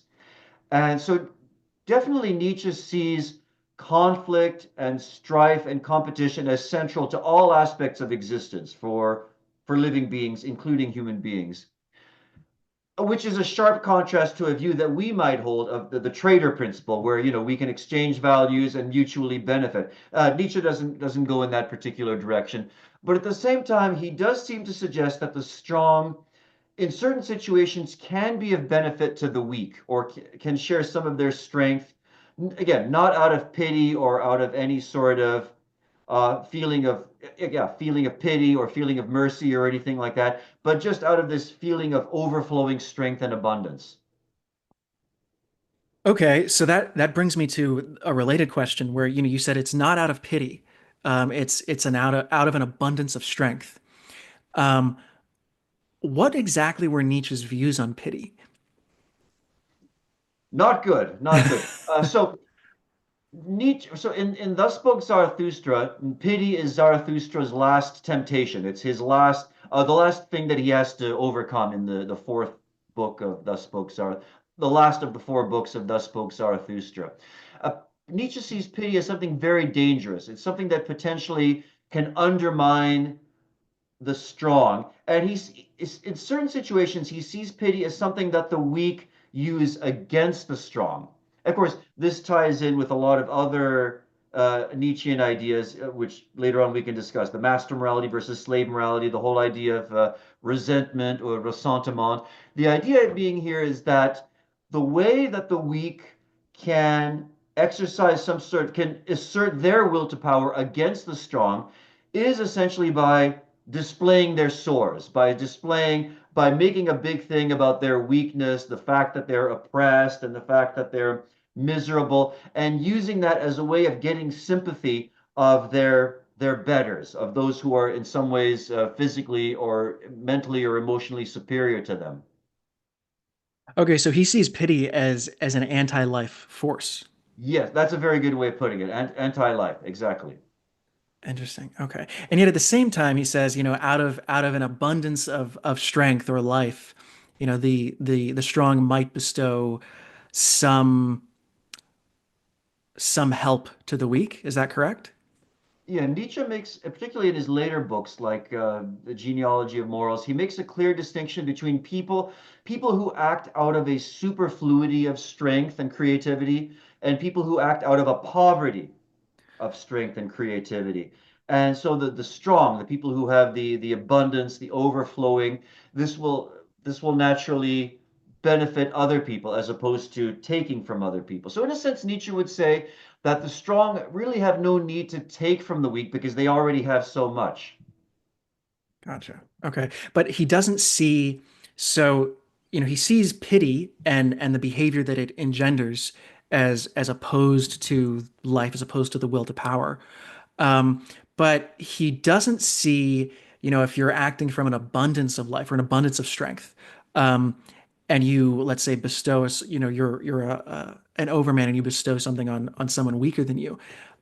He doesn't see that as opposed to life or as opposed to the will to power. No, I think the central problem here is that Nietzsche is looking at the ideas of the culture surrounding him, and particularly in the Judeo-Christian tradition, and seeing that it's focused so much on helping the weak. helping the needy. That seems to be a sort of single-minded preoccupation, and well, still very much the case even today, even in our much more secular society. And Nietzsche sees this as a kind of an illness, this preoccupation. I think what part of what Nietzsche is trying to do, and of course and sometimes he goes in the to the opposite extreme, is he's trying to take away focus from you always worrying about the needy and the oppressed and the unhappy. And he says, well, no, the strong, the confident, the able, the beautiful, the healthy, they're important too. Let's not neglect them. Let's create a kind of a world where these people can flourish as well.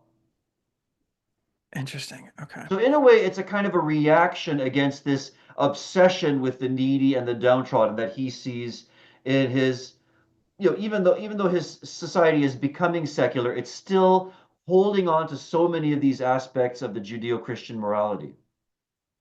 Yeah, well, it seems like there's still quite a bit of ambiguity there, in terms of how does that translate concretely into behavior and into society.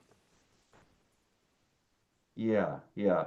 And this is again an area where Nietzsche doesn't give us a prescription of, he doesn't go into he gives us hints of how the higher type of man, the noble man, the overman, how he should behave, but he doesn't give us detailed prescriptions. Like, as a moral philosopher, Nietzsche is primarily concerned with eliminating the errors and misconceptions of the past.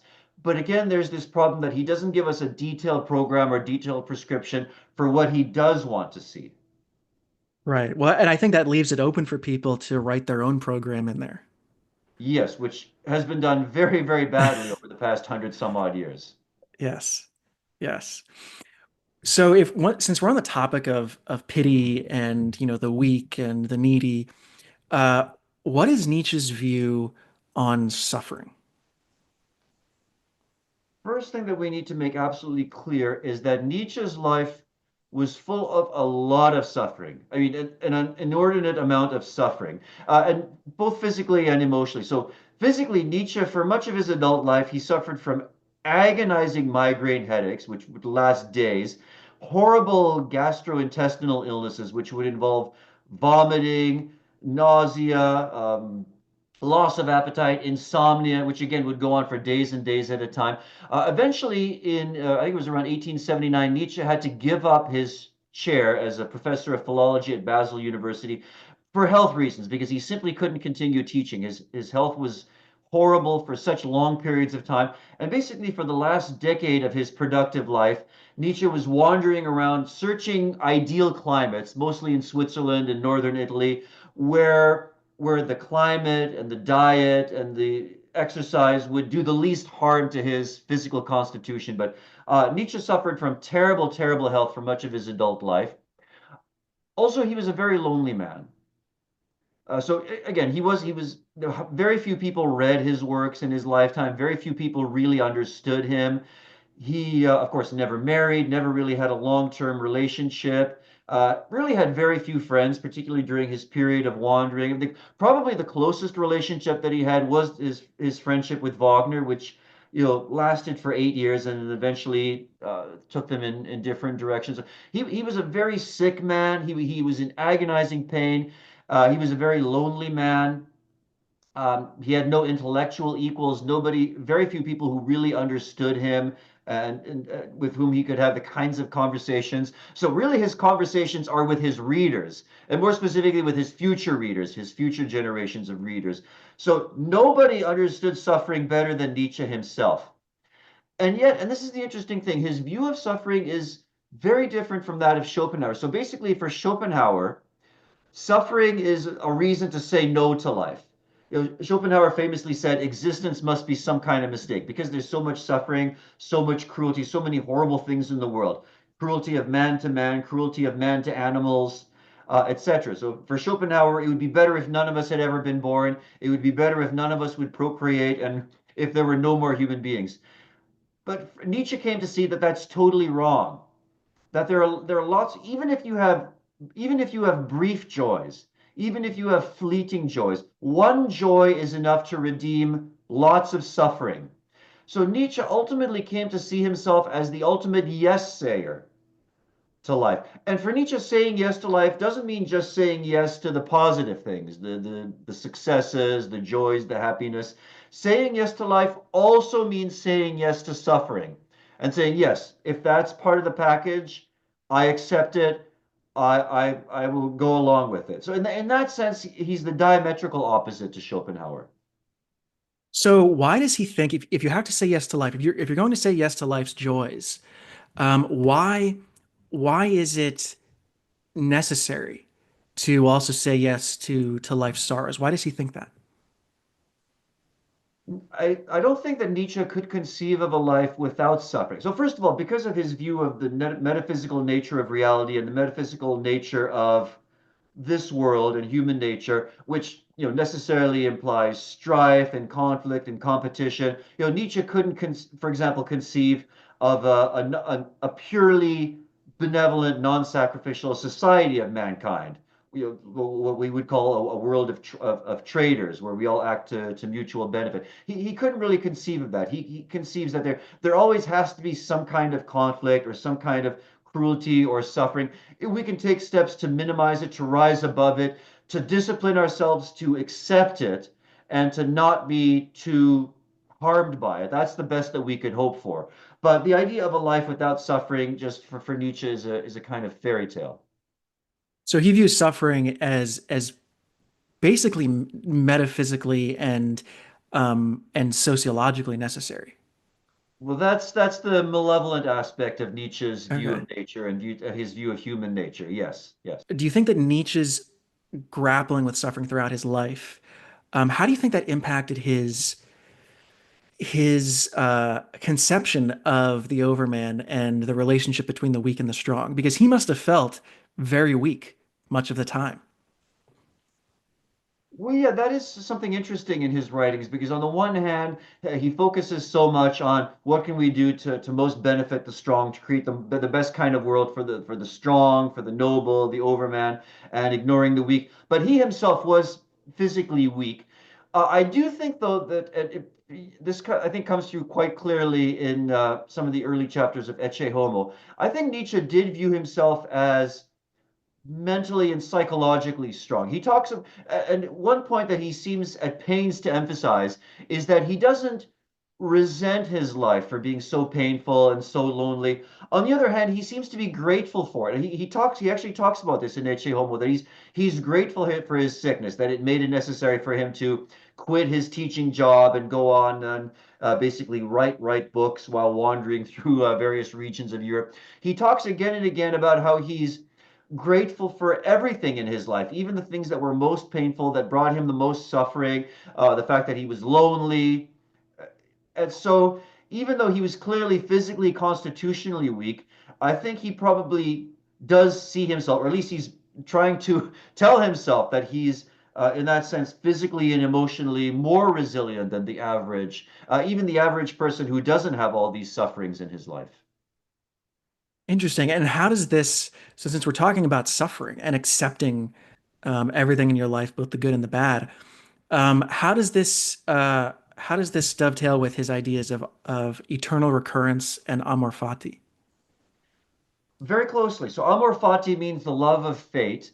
And what Nietzsche means by love of fate is not quite exactly what the Stoics made of it. So the Stoics made of it that you should accept whatever fate gives you, the good and the bad, but you should try to minimize your reaction. You shouldn't be too emotionally involved. You shouldn't be too happy when you're happy, and you shouldn't be too miserable when you're miserable. You should try to strive for quite a kind of equanimity. And that's not Nietzsche's view. Nietzsche's view is not just to accept suffering in a sort of apathetic sort of way, but to embrace everything as firmly and as enthusiastically as possible. So if you're happy, you embrace that as enthusiastically as possible. Even if you're suffering, embrace that enthusiastically because that's what's going to make you stronger. So Nietzsche is not a Stoic, even though in many ways Nietzsche was influenced by some ideas of the Stoics. It's possible even that the idea of the eternal recurrence he might have gotten from Stoics. That's possible. I'm not certain about that. But certainly, Nietzsche was not counseling apathy or passive resignation. On the one hand, he's saying that you should embrace the good and the bad with enthusiasm and with energy. Now, you asked about the eternal recurrence. So it's a little bit difficult to say whether the idea of the eternal recurrence is a thought experiment on Nietzsche's part, or whether he regarded it as an actual, real metaphysical principle. But let's first of all begin with the former interpretation. So the idea of the eternal recurrence first comes up in The Gay Science. That's the book that immediately preceded Zarathustra. And here Nietzsche introduces the idea as follows. Imagine that some demon were to come up to you and say, suppose that this life that you're living now, you had to live innumerable times more. Not a slightly different life, not a better life where you make different decisions, better decisions. This exact same life, exactly the same in every single smallest detail, every single pain, every single joy, every single sigh, every single tear, every single sorrow, this exact same life. If you had to live this life innumerable times over and over and over again, would you be crushed by this? Would you be horrified by this? Or would you say, yeah, bring it on? And for Nietzsche, this is the ultimate test of whether you are a no sayer to life or a yes sayer to life. In a way, the eternal recurrence is his most definitive refutation of Schopenhauer's pessimism. So when we talk about Schopenhauer's pessimism, Schopenhauer said no to life, that it would be better if there were no existence, if none of us had ever been born, if none of us ever had children. But Nietzsche is saying if you could live the same life over and over again an infinite number of times, you should say yes to this. You should embrace this idea. That's the ultimate test of strength and of affirmation, the ultimate affirmation of existence. So this idea comes, he elaborates it quite a bit more in Zarathustra, and he returns to it later on in some of his later books, and particularly in some of his notes and journal entries, which were published posthumously under the title Will to Power, which one has to deal with. One has to handle that book with kid gloves because it wasn't published in Nietzsche's lifetime, and he didn't give it his final polish and final approval. But in some of those later writings and jottings and notes, he seems to be trying to work out the eternal recurrence as if it were an actual metaphysical principle. And to explain it in simplest terms, Nietzsche says, okay, let's assume that time is infinite, that from this moment there's an infinity of time before us, and there's an infinity of time ahead of us. Now, let's assume that there's a finite amount of matter in the universe. There's a finite possibility of combinations of matter and events and people in the universe. Then it stands to reason. And again, the Stoics believed some version of this, that it stands to reason that everything that's happening now, everyone who's alive now, all the events that are in existence now have happened an infinite number of times in the past and will recur an infinite number of times in the future. Obviously, it would be very, very easy to poke holes into this as a metaphysical or scientific theory. And I don't know to what extent we can attribute this as like a definitive hypothesis or theory on Nietzsche's part, but definitely it was something that he struggled with and was trying to work out in some of his later notebooks and journal entries. Interesting. Okay, so why does he think that being able to say yes to something like the eternal recurrence, if we, for the sake of a thought of experiment, assume that it's true, why does he think that is the ultimate affirmation of life? Well, the best way to answer that question would be to offer a brief quotation from towards the end of the fourth and final book of Zarathustra. This is where Zarathustra is addressing these higher men who've sought him. He's on his mountaintop cave, and he's been meditating on these various issues of the eternal recurrence. These various higher men have come up to seek his wisdom. And he says to them, have you ever said yes to a single joy? Oh, my friends, then you said yes to all woe. All things are entangled, ensnared, enamored. If you ever wanted one thing twice, if you ever said, you please me, happiness, abide moment, then you wanted all back, all eternally, all anew, all entangled, ensnared, enamored, then you loved the world. And I think that's really what Nietzsche, through Zarathustra, is trying to say here, that if you can say yes to all joys and all sufferings, then that's ultimately you're saying yes to this world. I accept this world, which is the only world. There's no other world. There's no world of forms. There's no thing in itself. There's no afterlife. You're saying yes to this world as the only world that exists, this life as the only life that you're ever going to have. And so that's why for Nietzsche, that's the ultimate affirmation. So he doesn't see a possibility of saying, well, obviously there were joys in this life, but he doesn't see a possibility of going back and saying, well, okay, but I want to do this, this, and this differently because I obviously I can't get rid of suffering entirely if it's metaphysically necessary, but I could at least balance the scales a little bit more in favor of joy. He doesn't. He sees that as a rejection, though. Well, this gets to one of what I would say is the central problems with Nietzsche's philosophy, and that's that he's a determinist. Right. This is something that he took over from Schopenhauer, but not just Schopenhauer, but also a lot of there was a lot of determinism in the Greek philosophy. The Stoics were determinists, and I think probably a lot of the pre-Platonics were as well.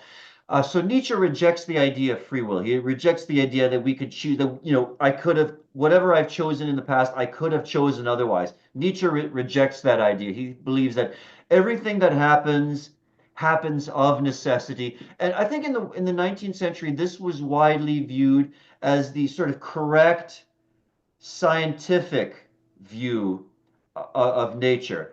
Uh, Partly because we know, from the study, for example, of Newtonian physics, that everything that happens is caused by something previously that had happened. There's this chain of causality, this chain of cause and effect, and Nietzsche and many, I would say most philosophers of Nietzsche time believe that this is the proper view, the law of causality also applies to human nature and behavior in the sense that all of our thoughts, all of our choices, all of our actions are conditioned and or influenced by things in the past over which we necessarily have no control, whether it's our biology, our heredity, our parents, the culture, the society that we're born into. And of course, this is still a predominant view today. Look at, for example, someone like Sam Harris.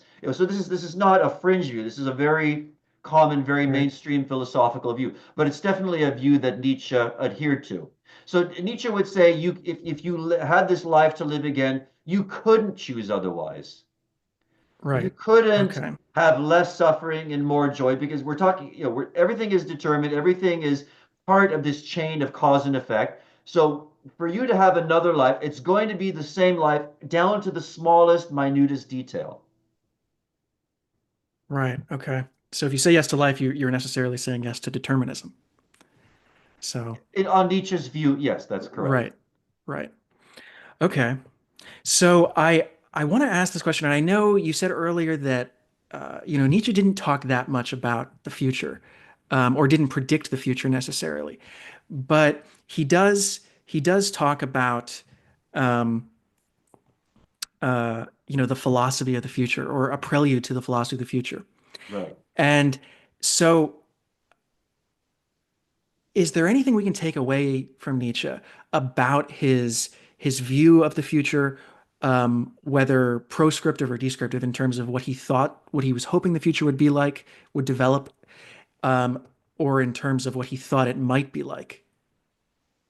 A few things. So definitely Nietzsche saw that the Christian worldview, the Judeo-Christian worldview, would continue to decline. So definitely Nietzsche predicted that nihilism would become inevitable, that it would become more widespread, and that humanity would that it would have no choice but to confront nihilism and either give in and become weak and despondent, or would have to overcome it and thereby overcome itself and become stronger as a result of these challenges. That's one thing. Definitely Nietzsche predicted that there would be more strife, more warfare. I forget exactly which book he says this, but he predicted that in the future there would be more wars. My goodness, isn't that a prediction that would end up coming true? Tragically, one might say. So those are definitely a few points that come up. In terms of whether humanity would develop in a positive direction or a negative direction, he seems to suggest that either possibility could come about. Gotcha. Okay. So how would you characterize Nietzsche's overall response to the problem of nihilism and the problem of, the collapse of our former worldview? How would you characterize his overall overarching response to it? His overarching response would seem to be that to confront nihilism and to overcome it would require, first of all, truthfulness, that it would require an absolutely committed devotion to the truth, however ugly, however unpleasant it may be. And therefore, that it would require courage, that pursuing the truth would not be a task for the faint-hearted, that it would require stronger men, stronger philosophers, stronger, more truthful, more courageous thinkers. And certainly he saw himself as one possible example of this, but I think he believed, I don't think he saw that there were very many readers and very many thinkers among his own contemporaries who would live up to this. I think part of the reason why he eventually broke off his friendship with Wagner was out of a kind of disappointment. He originally he thought that Wagner might be one of these higher men. There's no question that he regarded Wagner as the greatest creative genius of the day. Certainly, Wagner was the greatest man that Nietzsche himself ever knew, personally. No, great creative artist, and in many ways a great human being, but also a great human being with many, many flaws. Whether it's his political views, his racial views, and even some flaws which Nietzsche came to view in his as a creative artist and in his actual works as well. So in many ways, he became disillusioned with the whole sort of Wagnerian circle, the contemporary German cultural scene.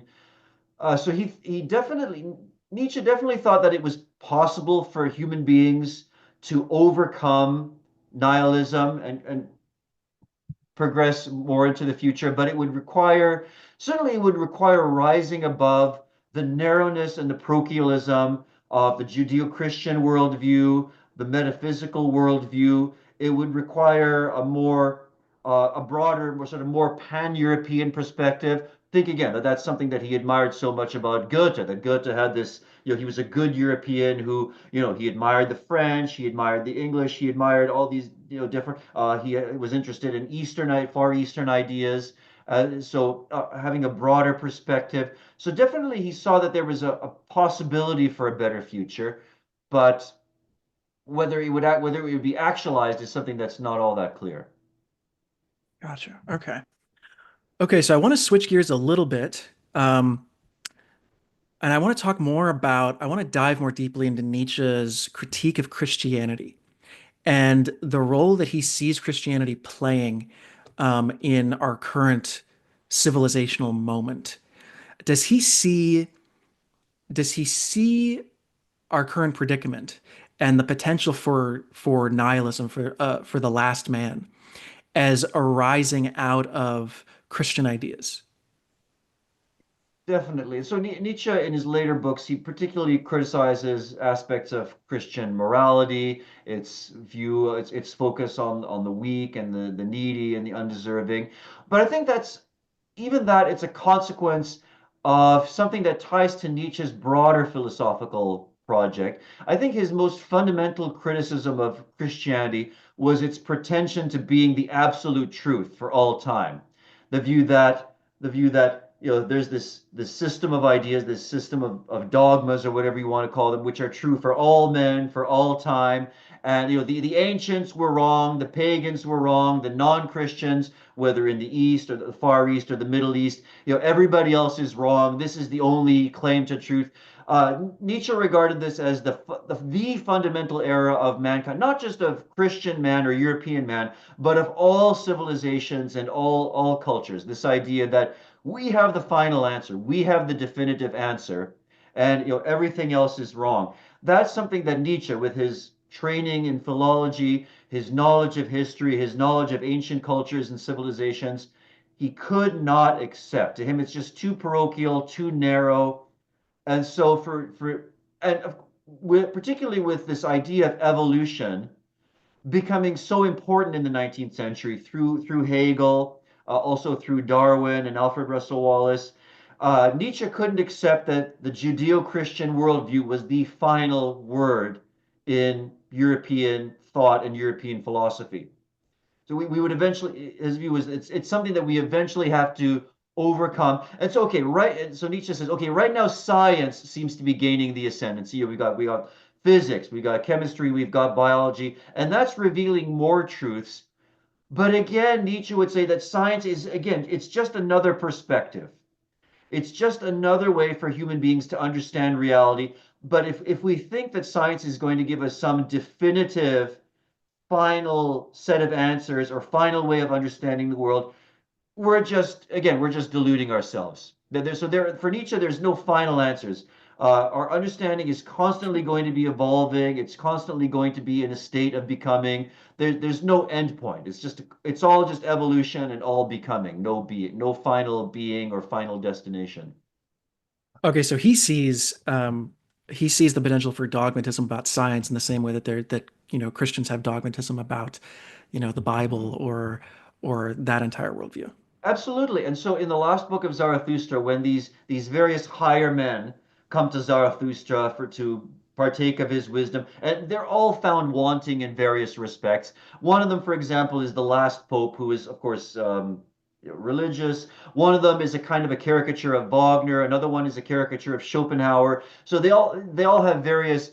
They're all tied to various religious prejudices, metaphysical prejudices, artistic or aesthetic prejudices, which prevent them from fully breaking with the past and embracing Zarathustra's vision that we have to create new values and new virtues in the future. So yeah, and one of these last men is even a sort of a scientific type, like possibly a caricature of Darwin or some other contemporary scientist. So yeah, Nietzsche does see the potential of science as just another form of dogmatism. And well, look at climate change. Look at all the different ways in which modern science has become quasi-religious or quasi-faith-based. So Nietzsche doesn't think we've really overcome, with all of our modern science and our enlightenment or supposed enlightenment. He doesn't think we've really overcome the ghost of Christianity. Yeah, and this is an interesting difference between Nietzsche and another important philosopher who was, I think, a pretty close contemporary, a close French contemporary, and that's Auguste Comte, the founder of positivism. So Comte made the point that humanity has gone through three stages. First, there's the religious stage. Then there's the metaphysical stage, which is the philosophical stage. And then the third stage is the scientific stage, which is the modern stage. And that's good, that's positive. And of course, Nietzsche would say, no, the scientific stage is it's maybe better in some respects than the religious phase or the metaphysical phase, but it definitely has the potential of having carrying over many of the same errors to the extent that it sees itself as the final, absolute, definitive truth, which Nietzsche rejects that idea. Interesting. Okay. So let's talk about master versus slave morality, especially in the context of Christianity. What is Nietzsche talking about here? The master and slave morality is an idea, it's an opposition that he first introduces in the book Beyond Good and Evil, 1886. So he talks about master morality first. He says that the master morality is the morality by the higher types of human beings, the strong, the noble, who they begin by seeing themselves as good. They begin by identifying themselves as the good. We strong, we beautiful, we happy. They take themselves as the norm, as the good. And then the lower types of human beings, the weak, the dishonest, the whatever, they take to be the bad, the base, the ignoble. So fundamentally it's the contrast between the noble and the ignoble, but or the truthful and honest and the untruthful, the mendacious rabble. The crucial point here is that the the noble, the master morality, they begin by defining themselves as the norm, and then the others as the sort of the contrast that's beneath them. The way slave morality begins, and so slave morality begins with the weak, the downtrodden, the poor. It begins with their resentment of the strong, the powerful, the healthy, the beautiful, and they interpret the other as the evil. Not just bad, but evil, as being somehow morally bad or corrupt or dangerous. And then, by contrast with that, they define themselves as the good, the weak, the lonely, the poor, the harmless, the innocuous. We are the good. But the crucial distinction here is that the good, the noble, they define themselves first, and then the base or the ignoble as a contrast. The slave morality begins by defining the other as something dangerous, something evil. And then by contrast, they define themselves, the harmless, the weak, as being the good. Okay. And and you mentioned resentment, but Nietzsche uses the French term often, ressentiment. Yes. Does he mean something specific by that? Yeah. So Ressentiment is a kind of a further elaboration, which is introduced in Nietzsche's next book, The Genealogy of Morals, 1887. And the idea is that the weak and the poor are motivated by a hatred of the strong, the beautiful, the happy. So it's essentially a psychological theory. It's the idea. It's what you and I would call the hatred of the good for being the good. It's Right. the resentment of the weak against the strong, the resentment of the poor against the rich, the resentment of the miserable against the happy. That's what Nietzsche understands by this phenomenon of ressentiment. Okay, and each morality, both master and slave morality, is motivated by will to power, right? Yes, they're both motivated by the will to power. The difference being that the morality of the strong and the noble is motivated by an abundance or a superfluity of the will to power, whereas the morality of the weak, the slaves, is morality motivated by an impoverishment or a lack of the will Right. to power. Right. So the slave morality is motivated by an attempt to reassert one's frustrated will to power, essentially, or an Yeah, attempt reassert or to compensate for it. to come. Again, compensate for it by trying to gain the pity of the strong, by displaying one's weakness, by displaying one's sores, and begging for alms, essentially. So they're sort of parasitizing from the strong then, in a Yeah, sense. yeah. And what Nietzsche sees, how this ties into the whole question of the Judeo-Christian morality, is that the result of the Judeo-Christian morality is that the strong have begun to view themselves as evil. So Okay, so the they've been strong have been made weak. The strong have been forced to question themselves, to doubt themselves, to feel like they're somehow beholden to the weak and the poor. And that's for Nietzsche, that's really the danger of conventional morality. and how does he see that affecting European civilization over time? A point that Nietzsche makes in a lot of his later books is that the Renaissance age, the age of people like Cesare Borgia, was a healthier age. It was a stronger age. When the strong were more confident, they'd sort of cast off the shackles of Christian morality. And part of the problem with, for example, the 17th and the 18th century is that the strong had progressively become weak and flabby. That even though the religious worldview was gradually declining, religious morality was actually still maintaining a firm hold on European culture.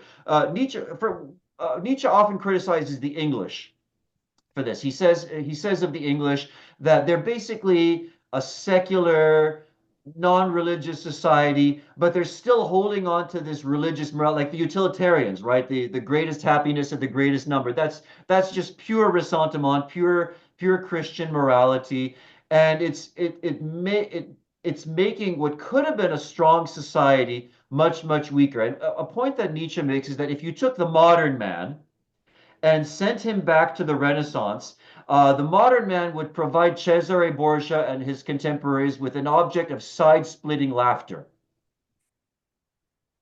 The Renaissance man would look at the modern man and just laugh hysterically at how weak and flabby and pathetic the modern man has become. And that's an idea that comes up again and again in Nietzsche's later writing. Okay, so are we, so again, is there anything concrete to this, or is this just, hey, this is dangerous and we need to reconsider it? Like, is there any more concrete prescription to any of that? You mean whether he's prescribing some?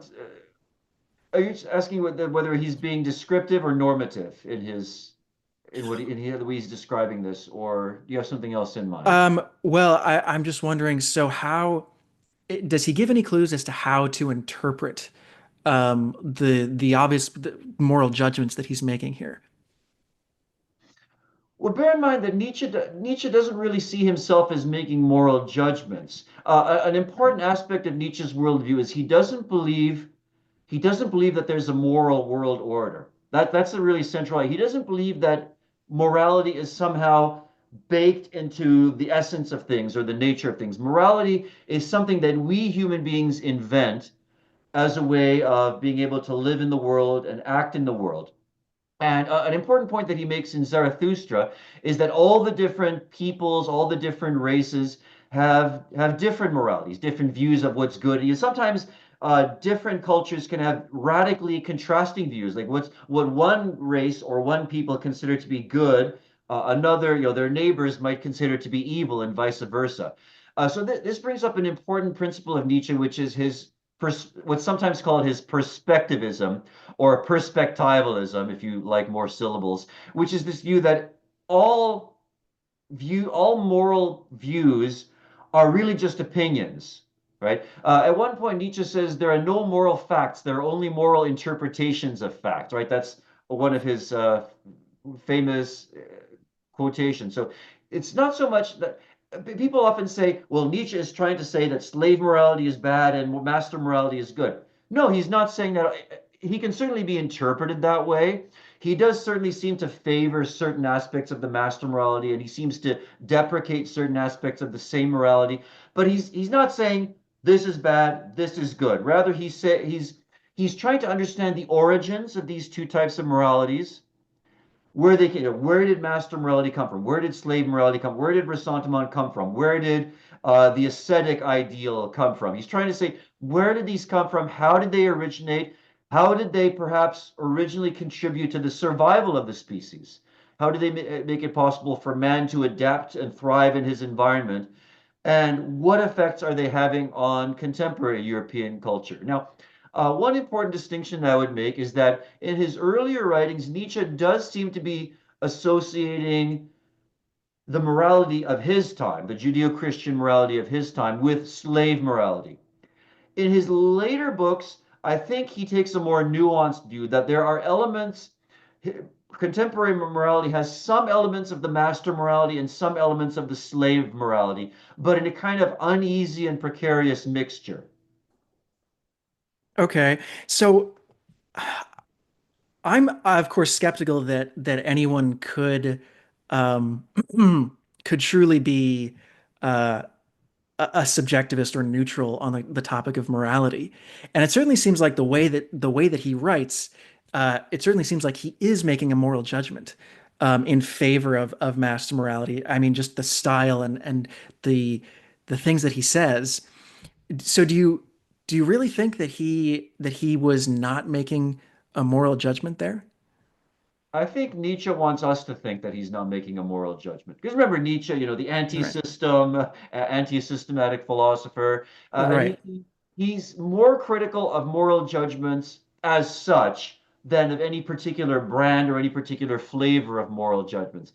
Having said that, even criticizing the idea of moral judgment, that in itself is a kind of moral judgment, isn't it? Which I think is what you're getting at. Right. I think you're basically correct. So in a sense, there's a kind of an implicit moral judgment, which Nietzsche is here. He's making a very delicate tightrope act. On the one hand, he's clearly against slave morality, Christian morality, but at the same time, he doesn't want to definitively commit himself to any alternative. So Okay. it's a very delicate balancing act. So do you think though that he ultimately contradicts himself?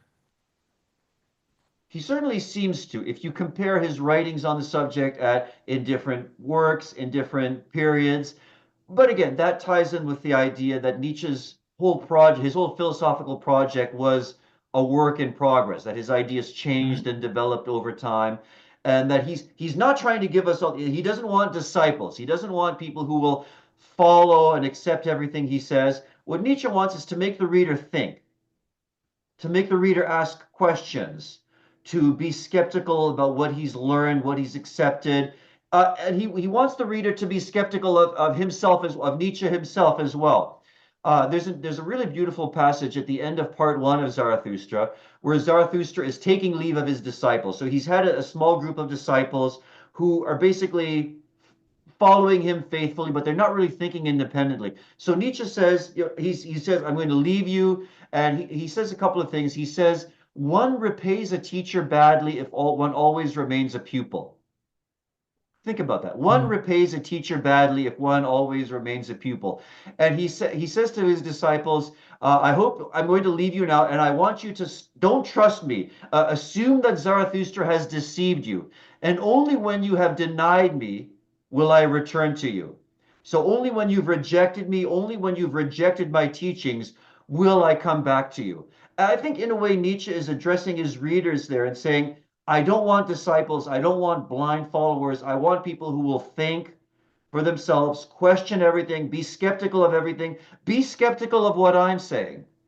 Make sure you understand it because, you know, your truth might be different than my truth because everything is perspectives. So I think that's really where Nietzsche's coming from. Interesting. So he's trying to avoid committing the philosophical mistakes of the past. Yeah, you could say he's a militant anti-dogmatist, if you A want to put it militant. paradoxically, Yeah. yes. An honest, I don't think ultimately, and this is just my personal opinion, I don't think ultimately you can be an honest skeptic in that sense. I think ultimately that's a self-contradictory position, but it sounds like he's doing his level best to be an honest skeptic and to breathe that into his philosophy. Well, if there's an honest skeptic anywhere in the history of philosophy, I think Nietzsche comes the closest. Very interesting. Very interesting. I think that's one of the things that makes Nietzsche so perplexing. Is I think you read him, and a lot of people read him, and um, whether they consciously recognize it or not, it at times seems self-contradictory. He contradicts himself here. He contradicts what he said earlier in his later works, or I think you said earlier, even in the same passage, he Oh, provides these opposing. the dialogue, Yeah. yeah. And I think that is just an uh, it's a tension that you can't resolve, I think, in Nietzsche. At least that's my perspective from reading Nietzsche. Reading Nietzsche is a deeply unsettling experience. If you're not unsettled when you're reading Nietzsche, you're definitely missing something. He's he's very difficult to read from that point of view because yes, he is in dialogue with himself. He takes one position and then he'll take the contrary position and try to balance them, try to weigh them, pro and contra. And his views do change from one book to another, and sometimes even within a book, you get different perspectives that he's presenting. Yeah. Yeah, it's a bit discombobulating for people, I think. Absolutely. Okay. So, continuing with Christianity, um, I want to go back to, you talked about his criticisms of the English and how they were basically secular Christians. Yeah. Um, does he see that in secular Western society at large? Does he see that trend continuing, or does he think that's primarily an English phenomenon? Oh no. Well, he sees it particularly concentrated in the English, but he sees it everywhere. He certainly sees it in the Germany of his day and in other European countries. So I think for Nietzsche, it's a pretty widespread phenomenon. Probably if he wrote more about non-Western societies and cultures, he'd probably see it there as well. So for him, it's very much a widespread. It's not just related to Christian Europe, but it's certainly all pervasive. Gotcha. So, what do you think? We've talked about this a little bit, but how would you characterize the major flaws, do you think, in Nietzsche's work or his philosophy? So a few things. Definitely, I think he took his skepticism. In some ways, he seems to take his skepticism a little bit too far, in that he's skeptical of absolutely everything, and his whole metaphysical view of reality as, there's no being, there's only becoming, nothing is firm, nothing is fixed, everything is fluid, everything is indeterminate.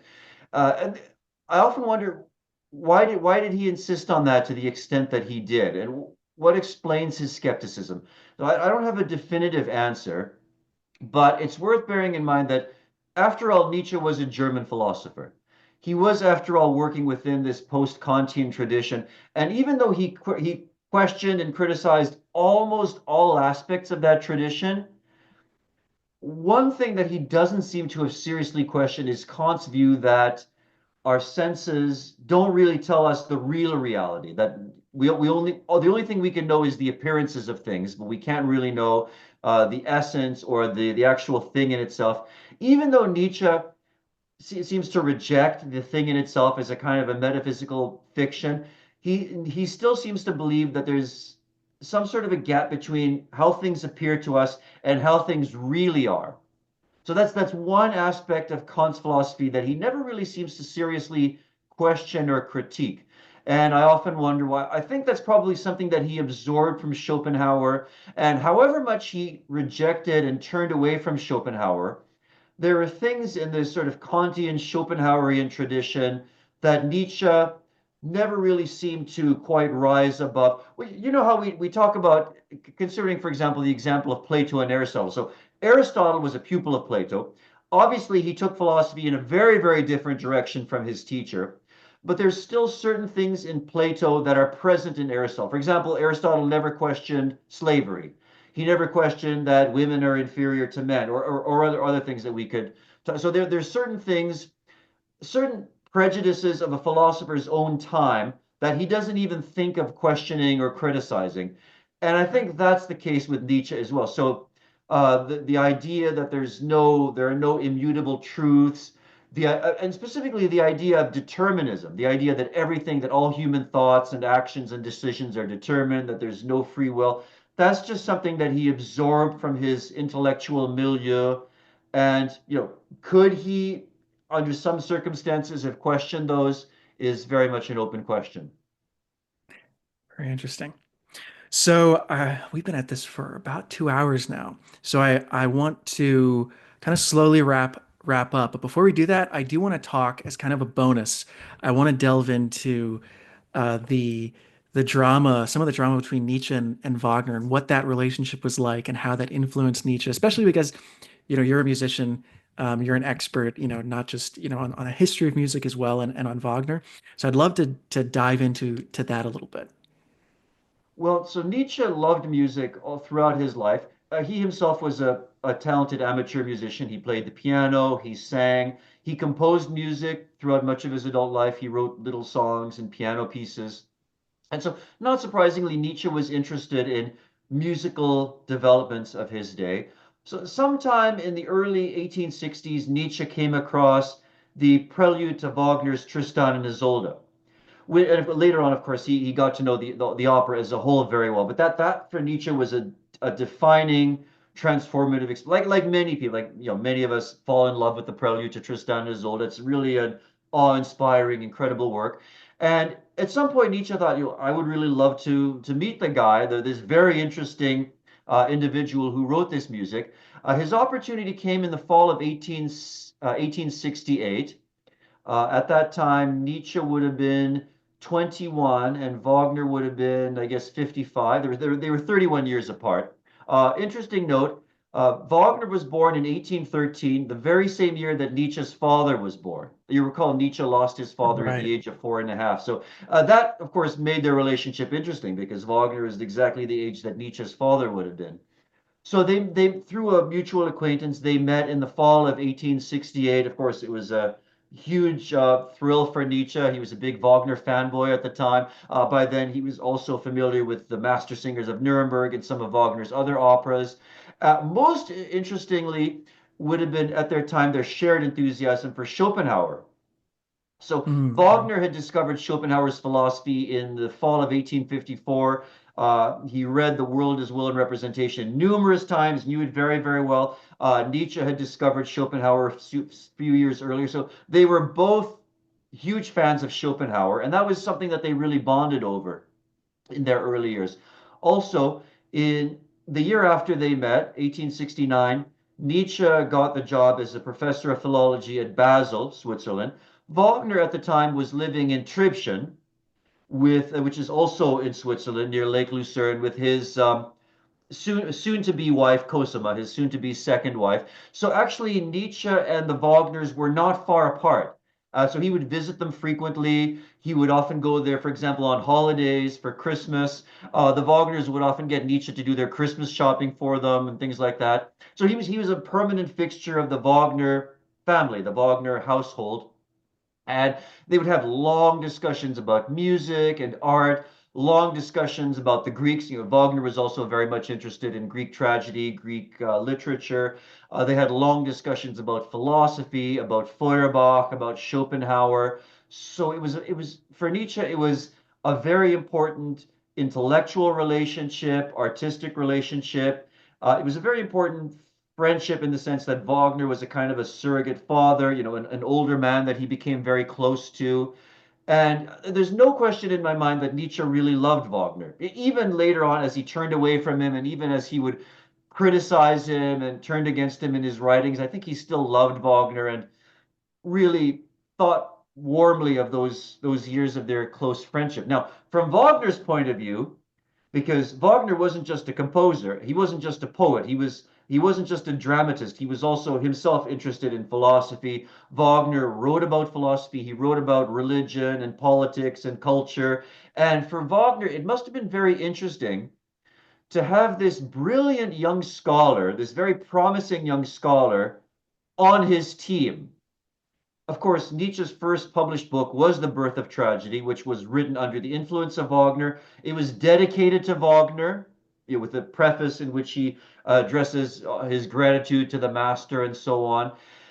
So, where I think the tension came in, on the one hand, when in 1873, when Wagner leaves Tribschen to move to Bayreuth, where he's established his own theater, the Festspielhaus, his festival playhouse. So there's a greater geographical separation. In the years to come, Wagner and Nietzsche would see less of one another, and at that period, Nietzsche is beginning to develop his own ideas about art, his own ideas about. So he's moving away from Wagner's influence, from Schopenhauer's influence. So on the one hand, I think Nietzsche must have chafed to have this very strong personality trying to dominate him. And Wagner, if nothing else, was a domineering personality. Anybody who knew Wagner knew he was a vortex. He would suck you in and draw you in, and you couldn't escape from him when you were in his presence. So probably Nietzsche wanted to establish himself as an independent thinker. And so he had to break away from Wagner. The way we have to move out of our parents' house when we reach a certain age. Nietzsche had to move away from Wagner. Wagner, for his part, was probably frustrated to see his disciple developing a mind of his own and developing opinions of his own. So by about 1876, the friendship was starting to noticeably cool. That was the year when Wagner presented his first ring cycle, the first complete Ring of the Nibelung in the summer of 1876. By the time Nietzsche publishes Human All Too Human, 2 years later, 1878, with a dedication to Voltaire, a Frenchman, oh my goodness, by then that was pretty much the end of their friendship. I don't think they saw each other or really corresponded after that. So basically, their friendship from its inception to its termination lasted about a decade, but there was a definite cooling off period in the later years. And what were Nietzsche's main criticisms of Wagner? First of all, nationalism, German Mhm. nationalism, which Nietzsche hated. And nationalism, of course, is closely tied to the whole idea of anti-Semitism, which Wagner was an Right. anti-Semite. That's well known. And in his later writings, Nietzsche rails against German pretentiousness, the German Francophobia. Of course, this is all in the wake of the aftermath of the Franco-Prussian War, 1870, which finally saw a united Germany under Bismarck and under Kaiser Wilhelm. So Nietzsche hated all of that, and the whole sort of Bayreuth Wagnerian circle. Nietzsche associated with extreme nationalism, extreme uh, bigotry, including anti-Semitism. So there was definitely that element. Also, Nietzsche was critical of Wagner's last opera, which is Parsifal, which is a story about a knight of the Grail, a knight in the service of the Holy Grail, which can be interpreted as a conventionally Christian opera. It actually isn't. Parsifal is a very complicated opera. It makes use of Christian concepts and Christian symbols, but there's much more to it than that. There's certainly a lot of Schopenhauerian ideas about the renunciation of the will, but there's even still a lot of Feuerbachian ideas in Parsifal about the embrace of nature and particularly for example, in Act Three, the Good Friday music, there's a lot about the beauty of nature and embracing nature as it is. So it's a complicated work, but at the time, Parsifal was interpreted as a straightforward Christian German nationalist work. Pretty much it was promoted that way by the Wagnerians and to some extent by Wagner himself. So in his later works, in his later writings, when Nietzsche is attacking the whole Wagnerian Bayreuth phenomenon, it's not so much Wagner and his works that he's attacking, but what Wagner had come to represent within contemporary German culture and society. Mm. And that's a very important distinction that we need to make. It's not so much that he's attacking his former friend, he's attacking what his former friend had come to symbolize. It's something very dangerous and very, well, Philistine is a term that Nietzsche might have used. Right. So whereas Nietzsche was co-opted by the Nazis, Wagner actually dovetails much more nicely with Nazi ideology. Well, Wagner was also, certain aspects of Wagner's philosophy were co-opted by the Nazis, Right. namely the anti-Semitism, the extreme Right. nationalism, the extreme yeah, but then there are also things in Wagner. For example, in Parsifal, there's certain ideas that he takes over from Schopenhauer about compassion. Like Parsifal is very much a work about compassion for all living things. In some of his later the prose writings, Wagner takes over from Schopenhauer, the sort of the anti-vivisectionism, vegetarianism. That's definitely something that the Nazis did not view favorably. In fact, I've heard, I haven't been able to verify this, but I've heard that actually during the Third Reich, Parsifal was performed less frequently because of Mhm. some of these problematic things having to do with Interesting. compassion and having to do with some aspects of Schopenhauer's morality. Very interesting. Okay. So again, just as the Nazis had a presented Nietzsche in a very slanted way, they also presented Wagner in a slanted way. Now it's true, it was easier to present Wagner in a slanted way for obvious reasons, but nonetheless, I think the 20th century has done less than full justice to the complexity of many of Wagner's ideas. Very interesting. So, I before we conclude, I want to ask you if someone's listening to this and they don't know that much about Nietzsche. Um, one, why should someone delve more deeply into Nietzsche's works? What benefit do you think they would gain from doing that? Well, above all, Nietzsche is one of the most beautiful writers I've ever come across.